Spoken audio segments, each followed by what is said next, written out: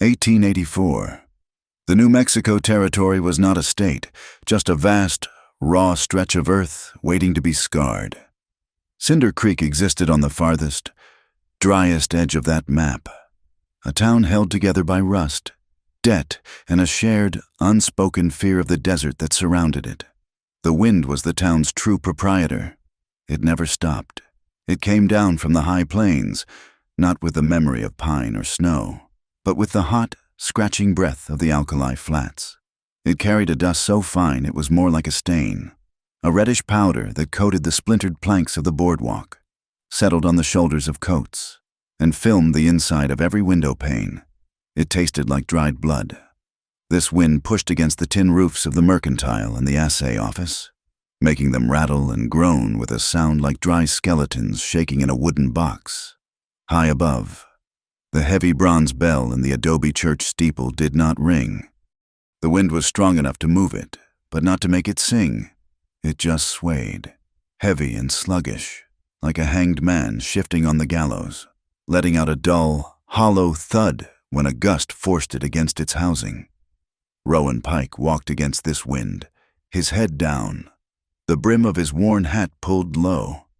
The main street was dark, little more than a canyon of false-fronted buildings that promised prosperity on the outside and held only shadow within. He was a rancher, which was a polite word for a man who owned more rock than grass. His cattle were thin, and his own frame was lean, his denim trousers patched at the knee, the leather of his boots scuffed white with alkali. Poverty clung to him, but it was a clean poverty, scrubbed by hard work and solitude. He kept to the shadows, moving past the weak yellow light spilling from the saloon. He heard a sharp bark of laughter from inside, followed by the clack of glasses, but he did not look. His focus was on the bundle he carried pressed against his chest. It was wrapped in a piece of bleached linen, surprisingly white against his dusty coat. Inside, a half-loaf of cornbread was still giving off a faint, honest warmth, and beside it lay a thick slice of salt pork. It was not a gift. It was a necessity. It was more than he could rightly spare, and he knew it was less than she needed. His destination was the last house on the street, where Cinder Creek frayed and gave up trying to be a town. It was a shack, really, built of unpainted timber that had weathered to the color of old bone. Whatever paint had once covered it had been scoured away years ago by the relentless grit. The porch roof sagged, and with every heavy gust, it let out a high, scraping creak. This was Delilah Boone's house. She was standing on that porch, a solitary figure braced against the wind. She stared out into the blackness of the desert, as if expecting an army or nothing at all. Her dark hair was pulled back, but strands had torn loose and whipped across her face like tiny lashes. She did not bother to brush them away. Rowan stopped in the dark, 20 yards away. He could see the tension in the set of her shoulders, the way one hand gripped the raw wood of the porch column, her knuckles white. Delilah Boone was a widow, in Cinder Creek. This status was not a tragedy. It was an accusation. Her husband had died in a mine explosion 6 months prior, and the town, needing someone to blame for the bad luck that followed, had chosen her. She was shunned, treated as if her grief were a contagion, a bad omen. He had seen her in town 2 days ago, trying to buy flour. He had also seen the way the whispers started, the way the other women pulled their skirts aside. From this distance, in the poor light, he could see the dark, bruised-looking shadows under her eyes. They were the color of a deep violet, the mark of sleepless nights spent listening to the wind howl and the neighbors whisper, and of a hunger that went deeper than the belly. He heard those whispers everywhere. In the saloon, where he nursing a rare nickel beer, he heard the matrons talking. "She brings bad luck," one had hissed, her voice carrying over the piano. "Ruin follows that name. Her husband. Now the mine's aquifer. She's cursed." At the mercantile, he had heard the cook's assistant from the eatery, a man with a greasy apron, snap at the proprietor. "Don't you be giving that Boone woman any more credit. We all got to eat. Let her brother handle her debts." But her brother was gone, a ghost himself. Rowan stepped out of the shadows. The sound of his boot heel striking a loose stone was loud in the wind. Delilah snapped her head toward him, her whole body coiling. She did not look frightened. She looked cornered. She melted back toward her doorway. One hand finding the handle, he stopped at the foot of the 3 rickety steps. He did not want to set foot on her porch, to claim a familiarity he had not earned. He held up the linen bundle for a moment, then bent, placing it carefully on the bottom step. He stood up, his hat still low, and knocked twice. Not on the door, but on the porch column he had seen her holding, a soft, respectful rap of knuckle on wood. There were no words, just the howl of the wind and this offering, the smell of the warm corn and yeast, faint as it was, cut through the dominant sense of dust and creosote. It was his rough, calloused hands answering the gaunt look in her eyes. She watched him from the darkness of the doorway. The door was open only a crack, the space of a hand.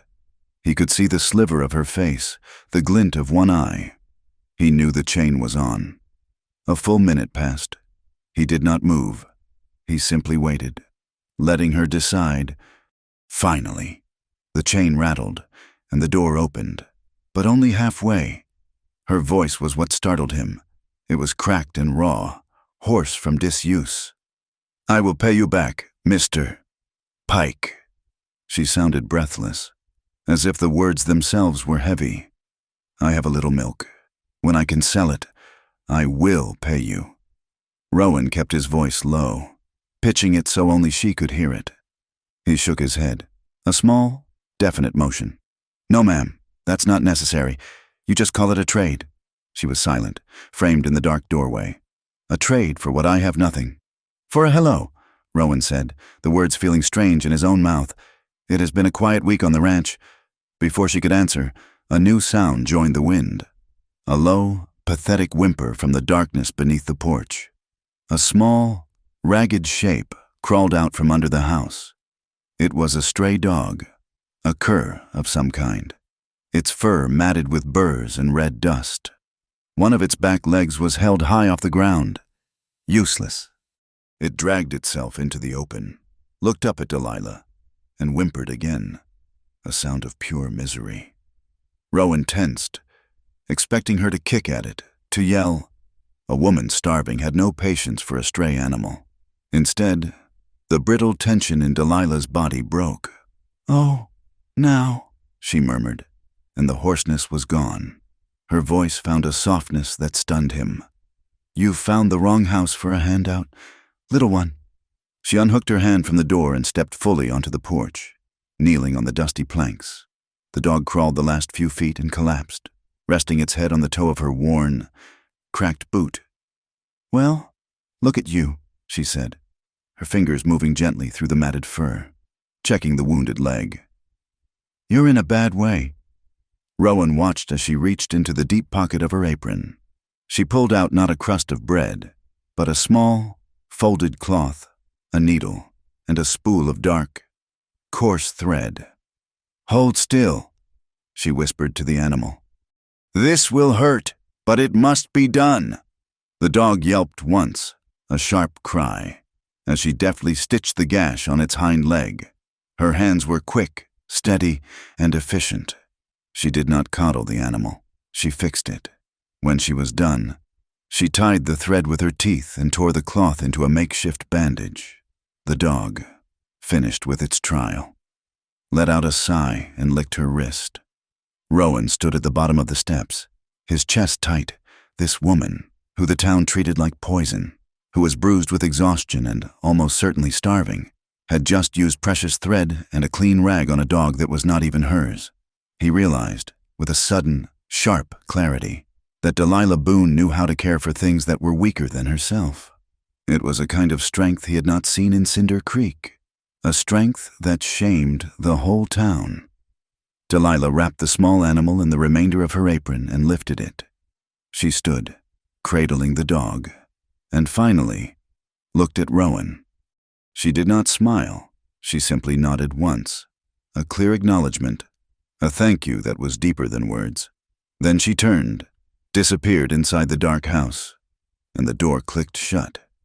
The sound of the chain sliding back into its groove was sharp and final. Rowan turned to leave. He picked up the bundle from the bottom step, moved quietly onto the porch, and set it directly in front of her door, where she could not miss it. He stepped back into the dust and walked away. He had almost reached the main thoroughfare when the wind, which had been a constant scream, rose to a violent, guttural roar. It slammed down the street like a physical blow, the heavy, swinging sign for the rusty spur. The saloon was caught by the gust. It lifted, straining its iron chains, and was thrown against the building's false front with a tremendous, booming crash. Clack-thud, clack-thud. The sound was deep and rhythmic, echoing off the silent buildings. It sounded like a judge's gavel. It sounded like a hangman's trap door. It sounded like the beating of the town's hollow heart. And it seemed to echo the name that hung over the last house on the street, Boone. Rowan froze. His hand moved, not toward his holstered pistol, but to brace himself against the wall of the mercantile. His eyes snapped to the far end of the street, to the pool of yellow light in front of the saloon. A horse and rider had appeared. They had not been there a second ago. They stood perfectly still, as if conjured from the dust itself. The horse was massive, a midnight black charger that stamped impatiently, steam pluming from its nostrils in the cooling air. The man on its back was unnervingly still. He wore a long, black duster and a hat pulled so low it seemed to merge with the collar of his coat, shadowing his entire face, leaving only the sharp line of a jaw visible. His right hand was not on the reins. It rested, gloved and casual, on the dark, oiled butt of the pistol holstered high on his hip. He sat there for a full 10 seconds, a statue of pure menace, surveying the mean, wind-blown street as if he were measuring it for a coffin. Rowan didn't need to see the face. He felt the air change, the temperature drop 5 degrees, the whispers he had heard in the saloon, the rumors that had been skittering through the town like scorpions for a week, had just taken solid, breathing form. Jesse Boone, Delilah's brother, a man who was half ghost and all trouble, had finally come home. The rider slowly turned his head, his unseen gaze fixing on the last, dark house at the end of the street. Rowan Pike looked at the small bundle of bread he had left on the porch, and he knew, with chilling certainty, that it was not going to be nearly enough. Cinder Creek was a town owned in all but name. The Silver Crown Mining Company sign was nailed to the assay office, the mercantile, and the saloon. It was a copper mine, and it bled the land dry, promising riches but paying in scrip that was only good at the company's store, at company prices. The town lived and died by the shift whistle, a high, mournful scream that split the air at dawn and dusk. The men who came up from the deep shafts were gray, their faces permanently etched with red dust, their knuckles scarred. They were quiet men who cursed in whispers. Rowan knew the look. He saw it when they lined up at the pay window, only to find the ledger figures did not match their tally. The foreman, a thick man named Barlow, would point to the company math deductions for blasting powder, for boot leather, for lard, and shrug. The pay books were always short. The anger was real, but the Silver Crown employed the only 2 marshals in town, so the miners just spat in the dust, took their script, and went home to watery stew. This was the engine that ran the town's hate. A machine needed a scapegoat, something to blame when the gears ground tight, and that was Delilah Boone. The official story, the one repeated in the saloon and the barber shop, was about her husband, Frank. Frank Boone had been a powder man, good with dynamite, until he supposedly got greedy. The rumor was he had been skimming sticks of explosive, planning to sell them to railroad crews. The company, it was said, found out. Then, conveniently, Frank was killed in a blast in a side tunnel. The explosion was officially ruled an accident, caused by his own mishandling of company property. The blast had been 6 months ago. It had been a small one, but it collapsed the tunnel. And when that tunnel collapsed, the story went, it shifted the rock and choked off the small aquifer the mine relied on for its steam engines. The mine's luck had turned sour, And it was easier to blame the dead thief's widow than the company's bad engineering. Delilah was the walking reminder of that failure. Rowan, however, spent more time with horses than men, and animals did not lie. He was at the livery stable 2 days after Jesse Boone's arrival, replacing a worn shoe on Patch. He worked in the dusty heat of the forge, the smell of hot iron and hoof parings filling his nose. He was quiet by nature, and men tended to forget he was there. Through the stall walls, he heard voices. One belonged to the livery owner. The other was low and unfamiliar, belonging to a man who wore expensive boots. Barlow was getting impatient, the expensive boots said. He wants her gone by the end of the week. The company needs that well. It's just a shack. The liveryman grumbled. Why not just buy her out? A dry, humorless laugh. She won't sell, thinks the land is worth something. And besides, Barlow don't like to pay for what he can just acquire. It's a dry patch anyway. The liveryman said. Not underneath, you fool. The stranger snapped. Frank Boone was a powder man, but he was a dowser first.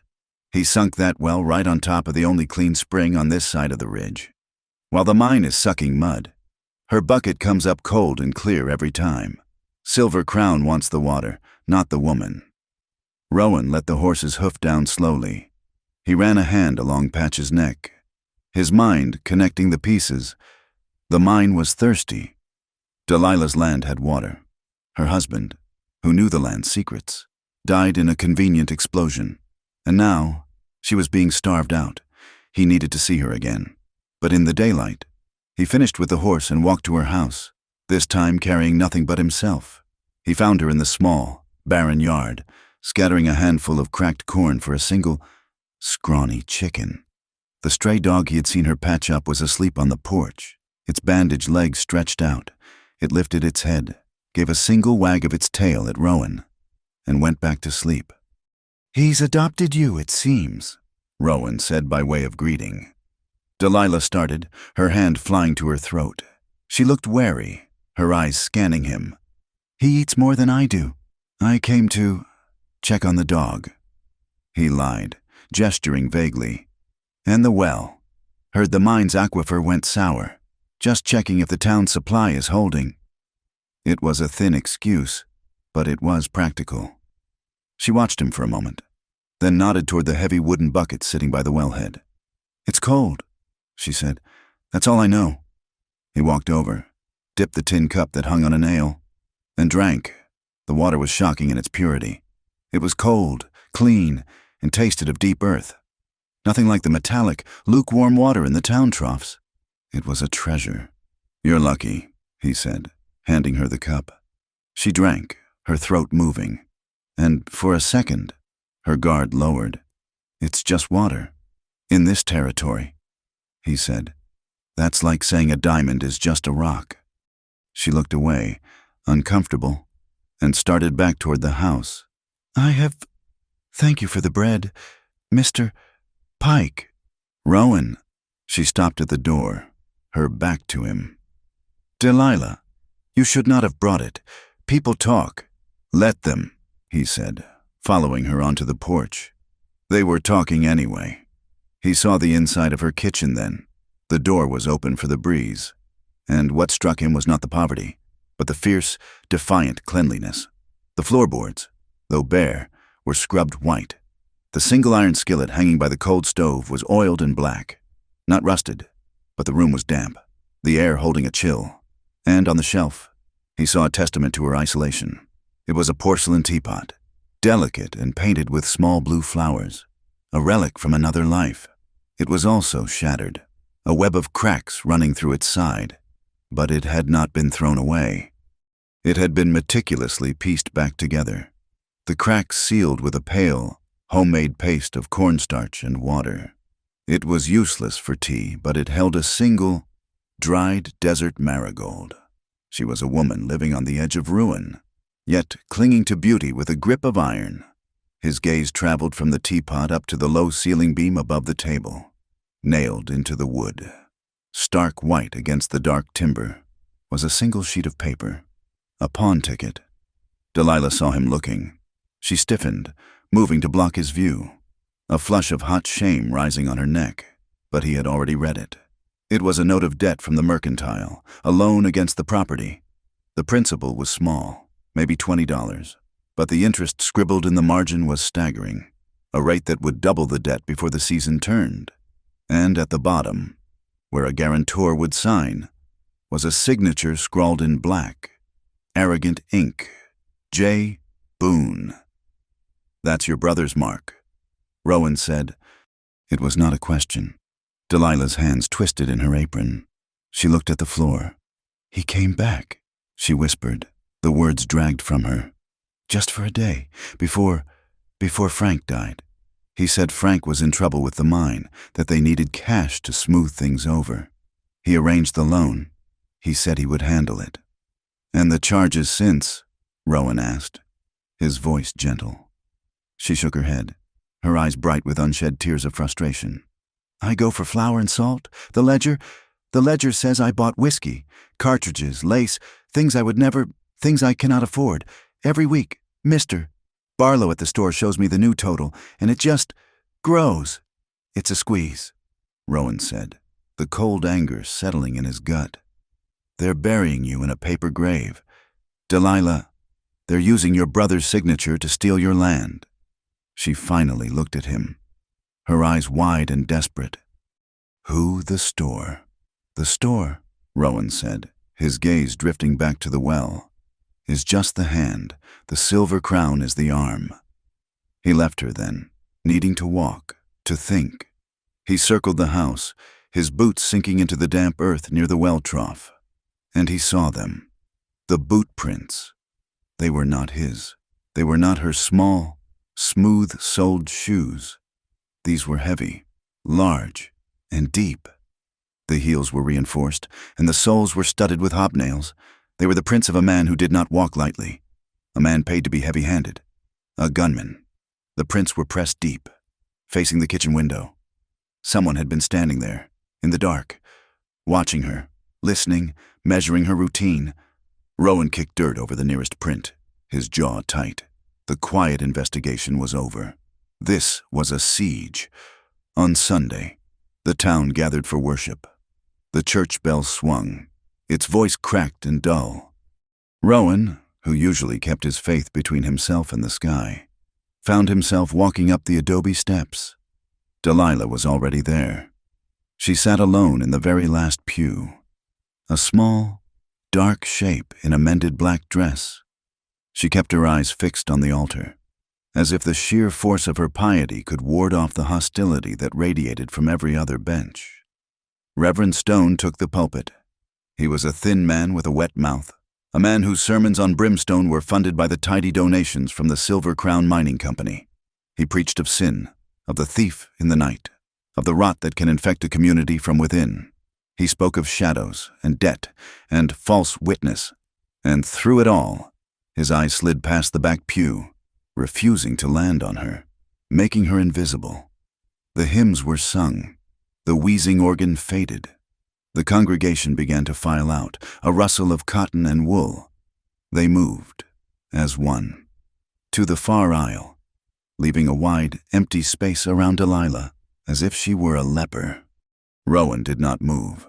He waited by the door, and as she rose, her face pale and strained, he deliberately stepped to the side, waiting for her to pass. He stood in that empty space with her. He did not touch her, did not speak. He just stood. The whispers stopped. The shuffling of feet stopped. The entire town paused in the aisle, stared at the two of them. Rowan Pike, the poor rancher, standing guard over the town pariah. He met their gazes one by one, his own eyes flat and cold. The contempt he received from them was a physical thing, like a hot wind, but he did not flinch. Delilah walked past him, her head high, her knuckles white on her prayer book. They stepped out into the harsh sunlight of the churchyard. A small boy, no older than 5, ran past, pulling a small wooden wagon on a string. He tripped on a loose stone, and the wagon overturned, one of its crude wheels popping off the axle and rolling into the dust. The boy's face crumpled, and he let out a wail. His mother, busy talking to the butcher's wife, snapped, "Hush, now!" Thomas. Before the mother could move, Delilah was there. She knelt in the dust, her black skirt pooling around her. She picked up the wheel, her hands moving with the same quick, no-nonsense grace he had seen with the dog. "It's just the pin," she murmured, wiping the axle clean. She slotted the wheel back on, took a small hairpin from her own hair, and with a deft twist, secured the wheel more tightly than it had been before. "There," she said, her voice finding that same lost softness. "Good as new." The boy, his tears stopped, reached for the wagon. "Thomas, get away from her!" The mother's voice was a shriek. She lunged forward, grabbing her son's arm and yanking him back so hard he stumbled. "Don't you touch him! Don't you put your bad luck on my boy!" She grabbed the wagon, glared at Delilah as if she had just tried to poison the child, and dragged the boy away. Delilah remained kneeling in the dust, her hand outstretched, the hairpin gleaming in the sun. Her kindness, her simple human gesture, had been thrown back in her face like acid. Rowan stepped forward and offered his hand to help her up. She ignored it. She pushed herself to her feet, her face not sad, not angry, but carved from pale, unyielding stone. She smoothed her skirt, tucked the useless hairpin back into her pocket, and walked away from the church and from the town, alone. That night, the wind died. The silence that fell over Cinder Creek was heavier and more threatening than the howl it replaced. It was a suffocating stillness, as if the desert was holding its breath. Rowan Pike felt it on his own small patch of land, 2 miles east of Delilah's property. He had finished his meager dinner of beans and bacon fat and was checking the wire on his northern fence line. His cattle, usually settled by this hour, were restless. They shifted and blew, their heads up, sniffing the dead air. He paused, his hand on the top strand of wire, and looked toward the ridge that separated his land from hers. He could not see her house, only the black, serrated line of the hills against a sky choked with stars. The stillness was wrong. It was the quiet of the hunter, not the quiet of sleep. The first sound was not loud, but it was sharp, a metallic snip. Rowan froze. It was the sound of a wire cutter. It came from the direction of Delilah's fence. Before he could move, a new sound tore the night apart. It was a high, thin wail, not human, not coyote, but something in between, a sound designed to panic. A second howl joined it, and a third. His own cattle exploded. The low rumble of their fear turned into the thunder of a stampede. The fence he had just checked snapped, the posts tearing out of the dry earth. His herd, his entire livelihood, was running blind into the darkness, driven by the manufactured terror. He swore, his hand dropping to the grip of his holstered pistol. This was a diversion, a classic, cruel maneuver. They were pulling him away from his home, scattering his stock, knowing he would have to follow. But the howls had come from Delilah's ridge. The wire had been cut there. He ran to Patch, his buckskin gelding, who was already stamping nervously by the corral. He threw the blanket and saddle on in 3 practiced motions, his mind racing. The cattle were running west. He could spend all night trying to round them up in the dark, or he could ride east. He looked toward the black ridge. He swung into the saddle, turned Patch's head away from the fading thunder of his own herd, and dug his heels in. He rode for Delilah. He topped the rise at a full gallop and pulled Patch to a sliding halt. Below him, in the shallow basin where her house sat, he saw them, 3 men on horseback. They were shadows, their faces hidden by dark bandanas pulled high. They were not at the house. They were at her haystack. It was not large, just a single, neatly packed mound, but it was her milk cow's feed for the entire winter. It was her survival. One of the men dismounted, carrying a heavy can, even from the ridge. Rowan could smell the sharp, chemical bite of kerosene. The man doused the side of the stack, the liquid gleaming wetly in the starlight. "Hey!" Rowan roared, his voice cracking in the dry air. "Get away from there!" The men looked up. Startled, one of them laughed, a short, ugly bark. The man with the can struck a match against his saddle horn. The flame did not catch slowly. It did not smolder. The haystack erupted. A sheet of blue-green fire shot 30 feet into the sky, the kerosene vapor igniting in a single devastating whoosh. The hillside, the house, the well, and the 3 riders were thrown into brilliant, flickering relief. The light was so bright it hurt his eyes. A violent, unnatural dawn. Rowan did not hesitate. He spurred Patch down the slope, his heart a cold knot in his chest. He unwound the heavy canvas tarp rolled behind his saddle. It was still damp from the water trough he'd been fixing. A lucky accident. Patch was a cattle horse, not a war horse, but he trusted Rowan. He charged toward the wall of flame. Rowan, leaning low over the horse's neck, snapped the wet tarp open. It unfurled with a sound like a leathery wing, a dark shield against the inferno. He did not ride at the men. He rode at the fire. He galloped Patch along the burning edge, leaning from the saddle, and slapped the heavy, wet canvas against the spreading flames. Whump, whump, whump! The heat was a physical blow, searing his face, the smell of burning hay and kerosene filling his lungs. The 3 riders, surprised by the direct assault, backed their horses away, watching him fight their fire. Then the front door of the house flew open. Delilah burst out, not screaming, not crying. She was carrying 2 full pails of water, the metal handles biting into her hands, water sloshing onto her nightgown. Her dark hair, unbound for sleep, had come loose and hung down her back, tangled and wild, like wet rope. She threw the first bucket at the base of the fire. The water hit the inferno and exploded into a cloud of steam, a furious, protesting hiss. She dropped the pails and ran back to the porch, ripping Rowan's jacket, the one he had left for her days before, from the hook by the door. She ran back to the fire, plunging into the smoke, and began beating at the embers with the coat. Rowan was off Patch now, letting the horse run to safety as he attacked the fire on foot with the tarp. He and Delilah worked side by side, a silent, desperate team. They were a frantic, rhythmic engine of 2, hitting, stamping, suffocating the flames. The smoke was a solid, choking thing. A gust of wind whipped a tongue of fire sideways. It licked at the side of Delilah's head, catching the ends of her loose hair. There was a sickening sound and the sudden, acrid smell of burning hair. Delilah froze. Her hand went to her head, her eyes wide, fixed on the flame. Rowan saw her face in the terrible light. She was not there. She was seeing a different fire, a different explosion.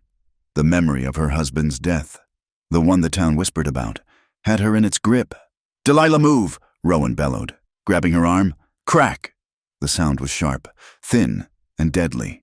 It was not the fire. It was a pistol. A chunk of wood exploded from the porch column, precisely where Delilah's head had been a second before. The splinter, long as a man's thumb, flew sideways and sliced across her cheek, leaving a thin, bright line of red. She gasped, her hand flying to her face, her eyes snapping back from the memory to the immediate, lethal present. Rowan did not think. He reacted. He dropped the tarp, grabbed her around the waist, and threw his entire body weight backward, dragging her with him. They crashed against the solid log wall of the house, slamming into the timber with enough force to drive the wind from both of them. He pinned her there, his body covering hers, his face buried in her smoky hair. The night was suddenly, terrifyingly still. All he could hear was the crackle of the dying fire and the frantic, hammering pulse in his own ears. Then he felt it, against his chest. Her heart was beating with the same panicked, rabbit-quick rhythm. Thump, thump, thump, thump. It was impossible to tell where his terror ended and hers began. They were pressed together, 2 bodies, 1 fear, 1 pulse. He breathed in the smell of her, smoke and lye soap and the sharp, metallic tang of her blood. A high, thin whistle cut through the darkness. It came from the leader of the 3 men, who sat on his horse just outside the ring of light, a dark shape of pure menace. "Hey, widow," the man's voice called out, slick with a cruel amusement. "This land is thirsty, thirsty for a new owner." The other 2 men cackled, a broken, ugly sound that echoed off the hillside, a cold, White rage, cleaner than the fire, flooded Rowan. He pushed Delilah down into a crouch against the wall. "Stay! Do not move!" He moved, low and fast, to Patch, who stood trembling 20 yards away. His hand slid past his pistol, grabbing the butt of the heavy rifle in the saddle scabbard. It was his old Spencer carbine, a soldier's weapon, heavy and reliable. The men were still laughing. The leader held a kerosene lantern aloft, its yellow light illuminating their small, victorious circle. They thought the fight was over. Rowan raised the Spencer. He settled the stock against his shoulder, his cheek against the wood. He found the front sight, a simple iron blade. He did not aim for the man. He aimed for the light. He drew a breath, let it out, and the blade of the sight settled on the bright glass rectangle of the lantern. He squeezed the trigger. The boom of the Spencer was a heavy, deafening answer to their laughter. It ripped the night in two. In the circle of light, the lantern exploded. It did not just go out. It shattered into a starburst of glass and burning oil. The leader screamed. A high, thin sound of shock, dropping the flaming metal handle. Instant, total darkness. The world plunged from the brightness of the inferno back to the blackness of the new moon. The only light was the red, dying glow of the haystack. For a second, there was absolute silence. Then, chaos.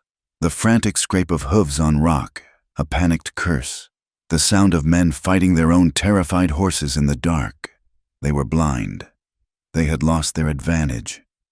A moment later, Rowan heard it. The receding thunder of 3 horses, galloping away, disappearing into the vast, black emptiness that had birthed them. The darkness had swallowed them whole. Rowan stayed low for a full minute, the rifle still at his shoulder, scanning the ridge. Nothing. Only the wind, returning to life, whispering through the charred, smoking skeleton of the haystack. He walked back to the porch. Delilah was still crouched where he had left her, her hands pressed to the log wall. Her whole body was shaking, a fine, uncontrollable vibration. Her hand was still pressed to her cheek, her fingers dark with blood. "You're hit," he said, his voice raw from the smoke. "It's a scratch," she whispered, but the words trembled. "Just a scratch." He looked past her, his eyes scanning the ground where the men had been. His boot heel struck something small and metallic in the dust. He bent and picked it up. The brass was still warm. He turned it over in his calloused fingers, wiping the soot away with his thumb. There, in the dim, red glow from the embers, he saw it. Stamped cleanly into the base of the primer were 2 letters. S.C. Silver Crown.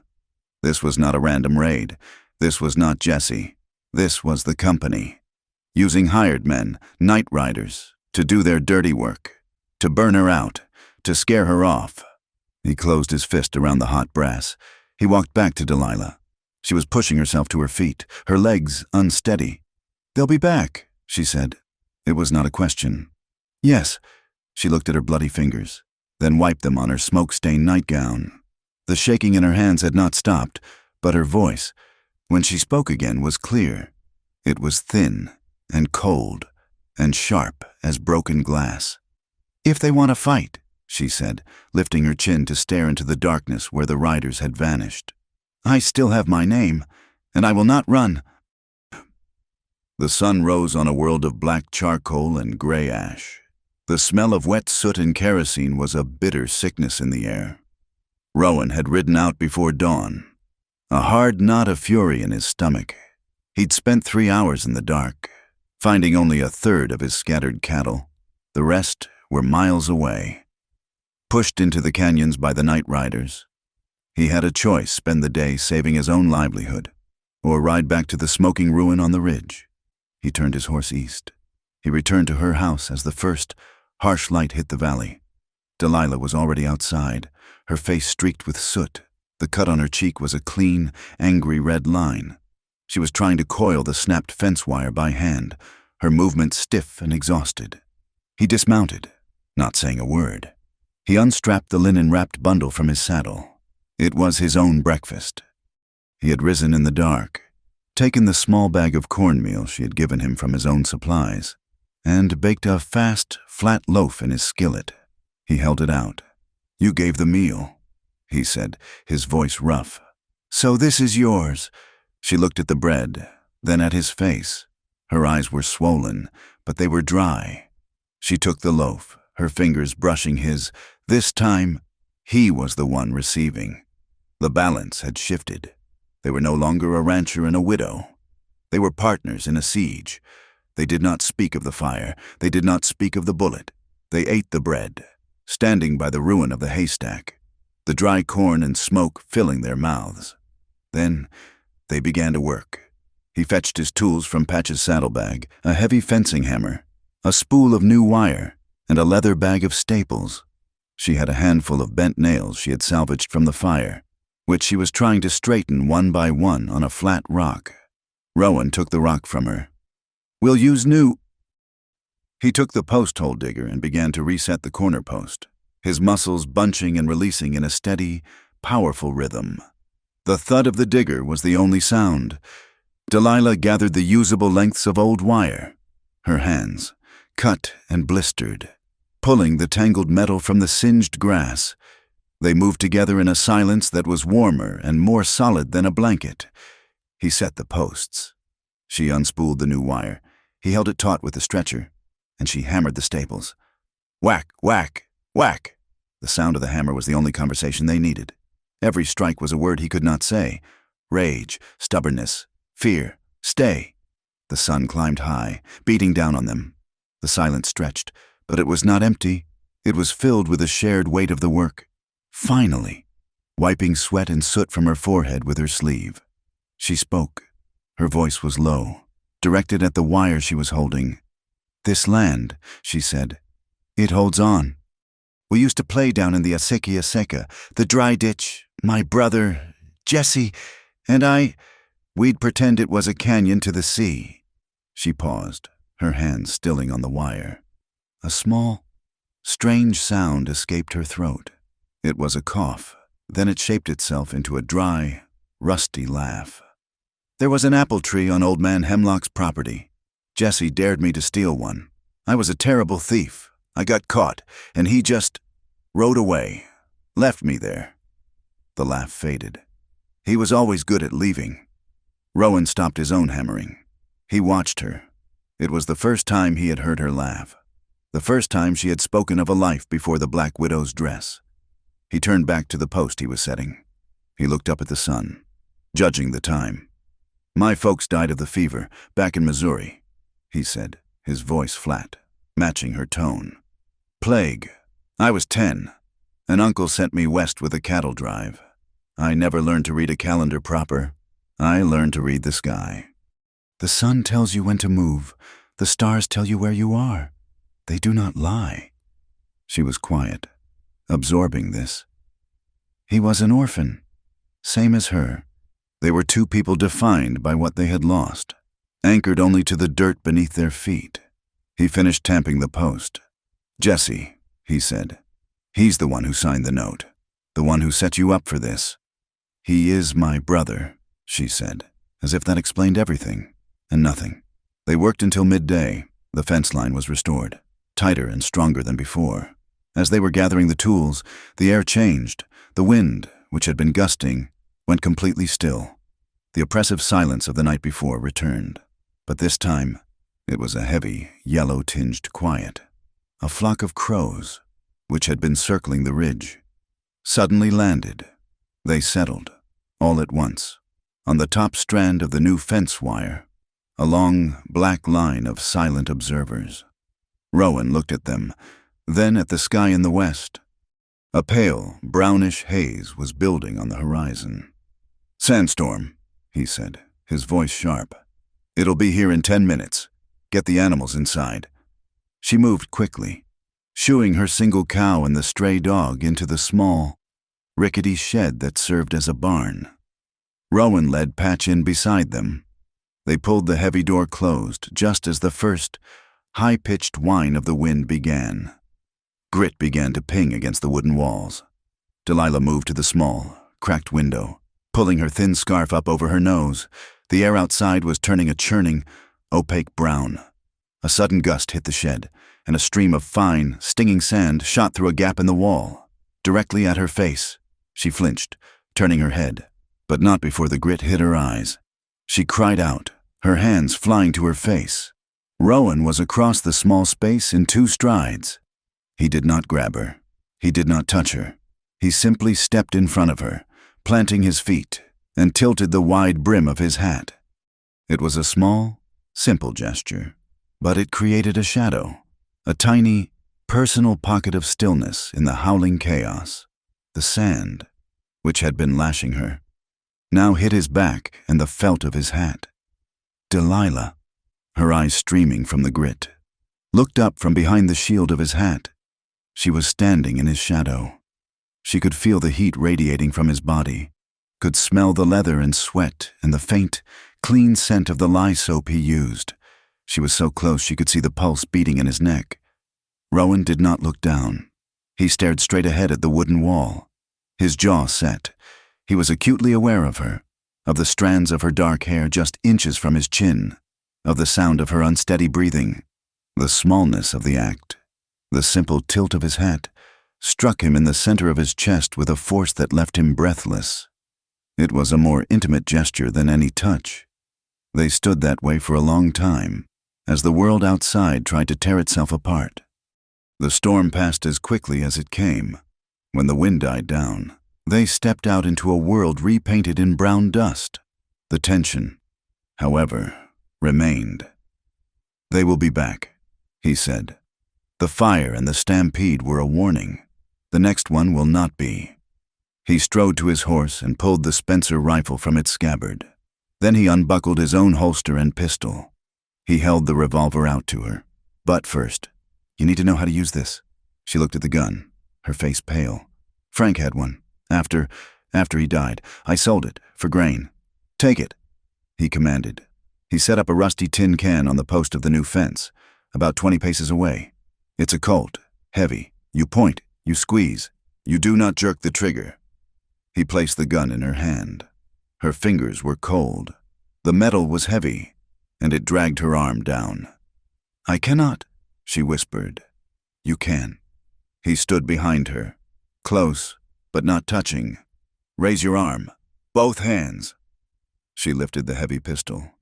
It wavered. "Line the sight on top of the can. Breathe out. Slow. Now." She flinched and pulled the trigger. The crack of the pistol was deafening, and the bullet kicked up dust a yard to the left of the can. She let out a frustrated sob and lowered the gun. "Again," he said, his voice calm, relentless. "They will not give you a second chance to be afraid. See the can, see the middle of it. Nothing else exists. Squeeze." She raised the pistol again. Her arms trembled, but she set her jaw. She breathed out. She stared at the small, rusty target. Boom! The can did not just fall. It flew backward off the post, spinning through the air. A perfect, dark hole punched directly through its center. Delilah stood staring, her arms still locked, the pistol smoking. A single, sharp sound burst from her. It was not the rusty hinge. It was a laugh, high and full of startled, breathless power. She had done it. Rowan watched her, a small, tight smile pulling at his own mouth. He saw the woman she was, the one buried under the town's scorn and the widow's weeds. She was a fighter. She just needed to be reminded. That evening, they sat in the small grain shed, the safest place on the property. The air was cold, and the single lantern on the floor cast huge, flickering shadows. They were sharing a bowl of bean stew he had cooked over a small, smokeless fire of mesquite roots. It was the last of his supplies. The bowl sat between them on an overturned bucket. They ate in silence, taking turns with the single spoon. The intimacy of the shared meal was a thick, heavy blanket in the small room. Delilah reached for the spoon at the same time he did. His calloused fingers brushed the back of her hand. It was like a static charge, a jolt of lightning. Both of them recoiled, pulling their hands back as if burned. Their eyes met in the dim, golden light. For a long, silent moment, the only sound was the thump of their own hearts. loud in the shed. They saw, in each other's eyes, the same flash of heat and the same immediate, profound fear. This was a beautiful, terrible thing they were awakening, a complication that could get them both killed. Delilah looked down at the bowl. Rowan cleared his throat and picked up the spoon, his hand unsteady. They finished the meal without another word. When the bowl was empty, they stood, the tension stretching between them. They walked to the door of the shed and looked out at the night. The moon was rising, washing the brown dust in pale, ghostly silver. "I do not need saving, Rowan," Delilah said, her voice quiet but fierce. She was looking at the ridge, at the dark line of the hills. "I will not be run off." Rowan leaned against the doorframe, his gaze following hers. He thought of his lost cattle, of the smoking haystack, of the sheer, bloody-minded stubbornness it took to survive in this land. "I am not much good at being a hero," he said, his voice low. "I never have been." She turned to look at him, a question in her eyes. He met her gaze. "I am just good at staying." The lantern, sitting on the floor behind them, cast their shadows long onto the dusty yard. They stood apart, two separate figures in the doorway. But the darkness on the ground flowed together, merging into one tall, indivisible shape that pointed toward the dark and waiting town. It was a shadow that was larger and stronger than both of them. The morning air was thick with smoke, but it was the cold, sterile air of the Cinder Creek land office that chilled Rowan to the bone. The office smelled of decaying paper, stale tobacco, and the floor polish that Mr. Tibbets, the town registrar, used to maintain his small, wooden kingdom. Tibbets was a small man who seemed to be shrinking inside his suit, his shoulders permanently hunched over his ledger.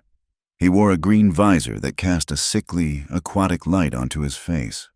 He was writing, the scratch of his steel nib pen the only sound in the room. He did not look up when Rowan and Delilah entered. The sound of their boots on his polished floor was an intrusion, and he let the silence stretch, punishing them for it. "Mr. Tibbets," Rowan said, his voice quiet. He had left his hat on the hook by the door, a sign of respect Tibbets did not deserve. The pen did not stop. Scratch, scratch, dip. "We need to see the town survey map for parcel 16, Rowan continued. "And the corresponding deed of title?" Tibbets sighed, a long, mournful sound, as if Rowan had asked him to move a mountain. He slowly, deliberately, put his pen into its holder, blotted the page, and closed the ledger. He looked up, his pale eyes magnified by thick spectacles. "The survey maps are for official use. Pike, as you are neither buying nor selling, your interest is irregular." His gaze slid to Delilah, who stood beside Rowan. Her hands clasped so tightly her knuckles were white. His eyes lingered on her, a cold, appraising look. "And the Boone property is a matter of pending foreclosure. Its files are restricted." "Restricted by who?" Rowan asked. "By the Silver Crown Mining Company." "Who holds the note?" Tibbets said, a hint of a smirk on his thin lips. "The note is fraudulent," Delilah said, her voice clear and sharp, surprising Rowan with its strength. Tibbets actually laughed, a dry, dusty cough. "Mrs. Boone, a debt is a debt. The law is clear. Now, if you will excuse me—" He reached for his ledger. "We are not here to dispute the note," Rowan cut in, placing his hand flat on the closed ledger, stopping the clerk from opening it. "We are here to verify the original title. We have the owner's copy." Delilah stepped forward, pulling the folded parchment from her pocket. It was the original deed, the one Frank Boone had been given.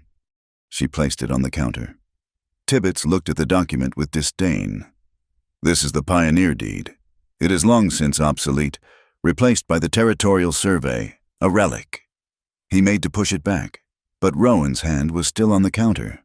"Obsolete or not, it is a legal document, and it's been marked." Rowan pointed. In the bottom margin of the heavy, cream-colored parchment, in faint pencil, was a notation Appendix B. Tibbets' face, which had been bored and dismissive, went absolutely still. For a fraction of a second, his eyes tightened at the corners. It was the smallest reaction, a flicker of a muscle. but Rowan saw it. The clerk knew exactly what it meant. "Just a filing note," Tibbets said, too quickly.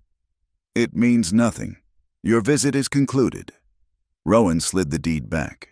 His eyes locked on the clerk. "Thank you for your time, Mr. Tibbets," he said, his voice dangerously polite. "You have been more helpful than you know." They left the office, stepping back into the harsh sunlight. Delilah was trembling with anger. "He is one of them. He is letting them steal it." "He is," Rowan agreed.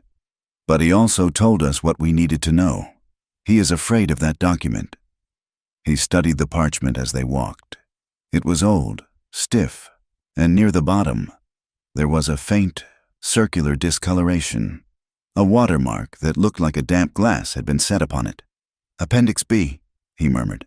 "It's a supplement, an attachment, and Tibbets has the official copy locked away, but maybe—" He looked at the watermark again, then at the post office across the street. A small, secondary sign hung in the window, "Mrs. Gable. Bookbinding lens grinding, Mrs." Gable was a woman in her 60s, her gray hair pulled into a severe bun, her eyes magnified by the same thick spectacles as Tibbets, but where his were cold, hers were sharp and intensely curious. She sat surrounded by the tools of her trade, pots of glue, presses, sheets of marbled paper, and a heavy, brass-mounted magnifying lamp. "Mr. Pike, Mrs. Boone," she said, her voice crisp. She did not seem surprised to see them together. Mrs. Gable missed very little. "Mrs. Gable," Rowan said, showing her the deed. "You know paper. We have this old parchment. We cannot make sense of this mark." He pointed to the faint pencil. "Or this stain." She took the deed, her fingers surprisingly gentle. "This is not a stain. Mr. Pike, this is sizing." She held it up to the light, her head tilted. "And this is not pencil. This is graphite tracing. It's meant to fade." She looked at them over her spectacles. "Frank Boone brought this to me. Oh, must be a year ago, right before. Well, he asked me how to add a line to a deed without breaking the seal." Delilah's breath hitched. "I told him he was a fool to try." Mrs. Gable continued. "But he was a clever man, a powder man. He knew about chemistry."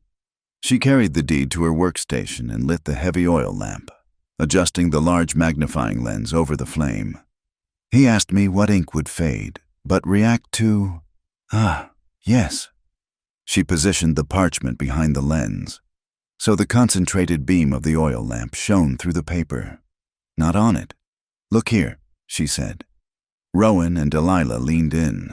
The watermark, the circular stain, was invisible, but where the beam passed through the parchment, faint, spidery letters, the color of old, dried blood, glowed against the cream-colored paper. Frank Boone had used a chemical ink, one that was invisible in normal light but was activated by the heat and light of the lamp. Delilah's hand trembled as she traced the glowing words with her finger. "This document certifies," she read, her voice a strained whisper, "that all subsurface rights, specifically aquifer and water drawing rights, are separate from the land title. Said rights are granted in perpetuity to Delilah Boone, wife, Appendix B." Rowan stared at the glowing script, the pieces slamming together in his mind. "My God," he breathed. "Frank, he knew the Silver Crown was after the water. He was insuring you," Rowan said, turning to Delilah. "He left the land, which they could put a lien on, in his name, but he left the water, the priceless part, directly to you, in a clause he knew they would not find unless they looked for it. They are not trying to foreclose on a dry patch of land. Delilah," Rowan said, the cold truth settling over them. "They are trying to steal the only clean spring on this ridge. They are stealing the water, not the dirt." Their next stop was the mercantile, the heart of the company's financial power. Barlow, the burly foreman who also ran the store, was behind the counter, totaling a miner's script. "We need to see the ledger for the Boone account," Rowan said, his voice flat. Barlow laughed. "Pike, you ain't a marshal, and you ain't her lawyer. Account books are private." "This is the account holder," Rowan said, gesturing to Delilah. She is asking to see her own debts. The debt is guaranteed by J. Boone, Barlow said, his eyes narrowing. He is the primary. Until he contests it, the book stays shut. You are a thief, Delilah said, her voice low and carrying. The miner, who had been gathering his purchases, paused. Barlow's face turned a dull, angry red. You watch your mouth, widow, or I'll have you thrown out for slander. Then open the book, Rowan challenged. Show us where we are wrong. Barlow was trapped. The miner was watching. To refuse looked like guilt. With a snarl, he spun the heavy, leather-bound ledger around on the counter and slapped it open to the page marked Boone. There, he sneered. Read it and weep. Rowan's eyes scanned the page. He was not an accountant, but he knew ranch ledgers. He saw the first entry June 4th. Loan, J. Boone, guarantor, $20. Then, the new entries. September 14th. Salt, 10 pounds. Cornmeal, 20 pounds. Lamp oil, 1 gallon, $5. Then, directly below it, dated the same day, September 14th. Salt, 10 pounds. Cornmeal, 20 pounds. Lamp oil, 1 gallon, $5. And again, and again. 4 identical entries. On the same date, back to back. You're a sloppy bookkeeper? Barlow, Rowan said, his finger tapping the page. She bought the same order 4 times in one day. Barlow's eyes went wide. He tried to slam the book shut, but Rowan's hand was already there, holding it open. That's a clerical error. It's fraud, Rowan said, his voice loud enough for the miner to hear. You've been padding the bill, adding phantom charges to inflate the debt past the breaking point. You are forging this debt to force a foreclosure. Barlow shoved Rowan backward. Get out of my store. Rowan held his hands up, backing away, pulling Delilah with him. We are going, but everyone in this town is going to know what you are. They walked quickly, their footsteps echoing in the alley. They were back in the grain shed, the door barred, the single lantern lit. We have it, Delilah said, her voice shaking with a mix of terror and triumph. We have the proof. Proof is only good if someone will listen, Rowan said. He paced the small, dusty space. Tibbets will burn the appendix. Barlow will destroy the ledger. We cannot fight them in their own offices. We have to fight them in the open. How? The town meeting. Rowan said, Tomorrow morning. Reverend Stone is holding it on the church steps. They are all going to be there, to talk about the water rationing. The rationing. Delilah whispered. That the mine caused? Exactly. The whole town is thirsty and angry. We will use their own meeting against them. We will bring the deed, but we cannot be the ones to read it. They will call us liars. He stopped pacing and looked at her. Reverend Stone, he is the company's man, but he is also the town's minister. He chairs the meeting. He will never agree. Delilah protested. He is in their pocket.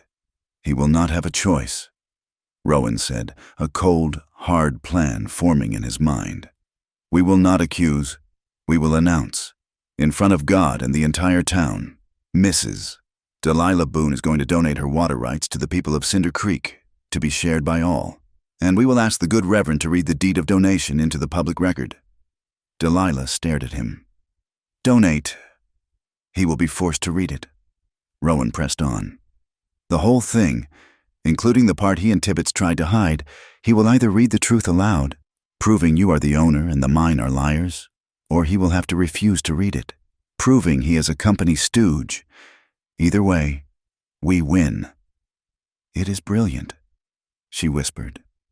But, Rowan, my land, donate it.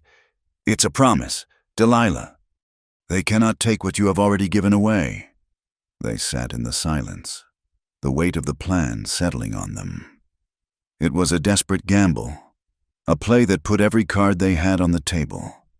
The silence was broken by a faint sound, a scuff of a boot on the dirt outside, followed by the soft shush of paper. Rowan was moving before the sound finished, He kicked the lantern out, plunging the shed into blackness, and grabbed the Spencer rifle. He moved to the door, listening. Nothing. Then he looked down. A small, white square had been pushed under the crack in the door, his hands shaking. He relit the lantern. He picked up the folded paper. It was not a formal letter. It was a page torn from a ledger, the same kind he had seen in the Mercantile. He unfolded it. The handwriting was the same arrogant black scrawl he had seen on the pawn ticket. J. Boone. It was only 2 sentences. Stay away from the square. Silver Crown plays for keeps. Jesse Boone does not bleed for family. Delilah read it over his shoulder, her hand flying to her mouth, a small, choked sound escaping her. It was the final betrayal. Her brother was not just absent. He was an active part of the conspiracy, and he was warning her that he would not protect her. Rowan watched her, expecting her to collapse, to finally break under the crushing weight of the isolation. She stood frozen, the paper trembling in her hand. She looked at the note from her brother, then at the parchment deed in her other hand. Her eyes closed for a second. When they opened, the fear was gone. It had been burned away, leaving behind something cold and hard as forged steel. She did not cry. She crumpled the note from her brother into a tight ball in her fist. "I have been called many things," she said, her voice low and vibrating with a sudden, terrible calm.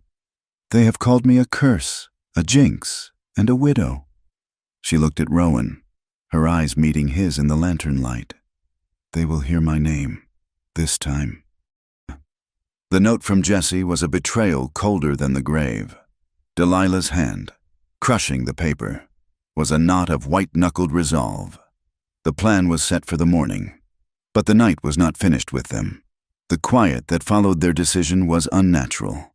The air in the grain shed went completely still, thick and heavy, charged with a strange, yellow light from the lantern. Rowan, his senses tuned to the rhythms of the land, felt it first. It was a vibration, a low-frequency hum that came not from the ground, but from the air itself. He stood, pulling the Spencer rifle from the wall. "Get away from the door. Delilah, to the back." "What is it?" she whispered, her eyes wide. "Is it them?" "It's worse," he said. The storm did not arrive. It detonated. It struck the small, fragile shed like a freight train. A solid wall of wind and sand hit the building with a force that shook the very foundations. The world outside did not just go dark. It vanished into a roaring, abrasive brown. The tin roof, held down by a few rusted nails, began to scream. It was not a rattle. It was a high, metallic shriek, a sound of metal being torn apart by an invisible, giant hand. The wind howled, a deep, guttural roar that climbed the scale to a piercing wail. It was the sound of 1,000 lost souls, a pack of phantom wolves throwing themselves against the thin, groaning timbers, demanding to be let in. Sand, fine as flour and sharp as glass, began to jet through every knothole, every crack in the walls. It was not a drift. It was an assault, a horizontal blizzard of stinging grit. The temperature inside the shed plummeted. The unnatural warmth of the day sucked out in an instant, replaced by a biting, high desert cold. The lantern flame, their single point of light, leaped, sputtered, and was snuffed out. The shed was plunged into a roaring, tactile blackness. Delilah cried out, a small, terrified sound that was instantly swallowed by the pandemonium. She huddled against the grain sacks, her thin dress useless against the sudden, penetrating chill. She wrapped her arms around her knees, but the cold was immediate. She began to shake, a violent, uncontrollable trembling that was part terror, part frozen muscle. Rowan moved in the blackness, guided by the sound of her shivering. He was a shadow against shadows, fumbling for his bedroll. He unwound it, his hands finding the rough, oily canvas, and inside, the heavy, folded wool of his blanket. It was his one true possession, thick and tightly woven. He pulled it free. He moved toward her, a solid, unseen presence in the chaos. He did not speak. He did not ask. He simply unfurled the heavy blanket and with a single certain motion, draped it over her shoulders. The warmth was a shock. It was immediate, a heavy, solid weight that smelled of him. It smelled of wood smoke, old leather, and the faint, clean scent of the pinyon pines from his own meager ridge. Delilah inhaled, the scent filling her lungs, a sudden, sharp antidote to the choking dust and the raw fear. It was the first truly safe thing she had felt in a year. The shaking in her shoulders did not stop, but it eased, the violent edges softened by the profound, simple comfort. "We have to stay low." Rowan's voice was a shout, a rumble he had to force from his chest to be heard over the din. "Away from the walls, in the center." He did not grab her. His hand rested for a second on her blanket-covered shoulder, a brief pressure, guiding her. They shifted, huddling together against the solid stack of grain sacks, a small island in the roaring dark. He pulled a corner of the heavy blanket over his own shoulders, creating a tiny, shared tent. They sat side by side, their shoulders, hips, and knees pressed together for warmth. The shed was a tiny, fragile drum being beaten by a giant. The walls groaned, the roof shrieked. They were so close that the darkness became irrelevant. He could feel the fine, persistent tremble of her body. He was acutely aware of the rhythm of her breathing, quick and shallow. The noise of the wind was a solid, overwhelming thing, a physical weight on his eardrums. But in the fractional lulls, when the storm seemed to catch its breath, new sounds emerged, the high-pitched scree of a nail pulling loose from the roof, the heavy, scraping groan of the entire structure leaning, and then the intensely, terrifyingly human sounds. He heard the small, dry click as Delilah swallowed, the sound of a throat tight with fear and caked with dust. A moment later, in another brief quiet, she must have heard a mirror of her own tension, a shared mortality. The air was so thick with grit they were breathing it. It was a fine powder that coated their lips, their eyelashes. Rowan turned his head slightly, trying to muffle a cough in his shoulder, a dry, choked sound. Delilah felt it before she saw it. The sand was everywhere.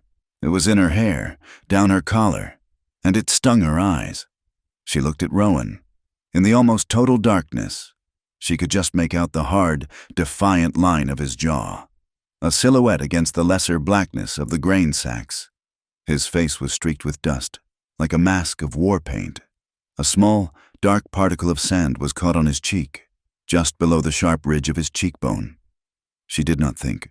Her mind was too full of the storm, the plan for the morning, the feel of the blanket. She was acting on the same raw, healing instinct that had made her fix the child's wagon, that had made her stitch the stray dog's leg. She lifted her hand. Her fingers were trembling, from the cold, from the fear. She meant only to brush the sand away. Her fingertips, calloused from the fence wire but surprisingly gentle, made contact with his skin. Rowan froze. Every muscle in his body went rigid. His skin was rough, weathered by 1,000 days of sun and wind. But beneath the grit, it was hot. The touch was a brand. It was a single, small point of impossible heat that seemed to burn through all the cold, all the fear, all the isolation. She brushed the particle of grit away, but her hand did not pull back immediately. Her fingers, hesitant and trembling, lingered. They traced, for just a second, the hard, uncompromising line of his cheekbone. It was a map of the man, stubborn, hard, real. He did not move. He did not breathe.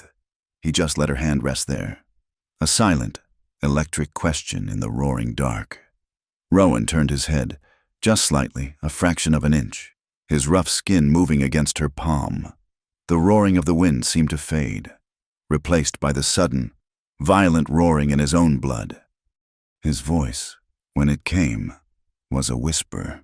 It was so low she felt it as a vibration against her skin more than she heard it with her ears. "I have never kissed anyone while the world was ending." The words hung between them, a confession of such stark, brutal honesty that it stole her breath. It was not a plea. It was a statement, a confession of fear, of profound loneliness, and of a strange, wild hope that defied the chaos that was trying to tear them apart. Delilah's own fear was a cold stone in her stomach, but the steel she had found, the resolve that had forged itself in her spine, was stronger. She looked at the shadow that was his mouth, now just inches from hers. Her own voice was just as quiet, a breath of air that he barely caught. "Then kiss me like it's going to stand still." He did not lunge. He did not grab. He moved with an agonizing slowness, a deliberate grace that gave her every second to pull away, to turn her head. He leaned in. His lips, dry and cracked from the dust, brushed against hers. The first touch was tentative. It was impossibly light, as gentle as the dust that had settled on her eyelashes. It was a question, a bare, hesitant acknowledgement. It tasted of sand, and of the faint, metallic tang of the storm, and of the cold night air. She did not pull away. Instead, a small, shuddering breath left her, and she leaned into the kiss, a movement of only an inch. But it was everything. That was the permission he had been waiting for. The kiss deepened. It was not a kiss of passion, not of fire. It was a kiss of profound, desperate comfort.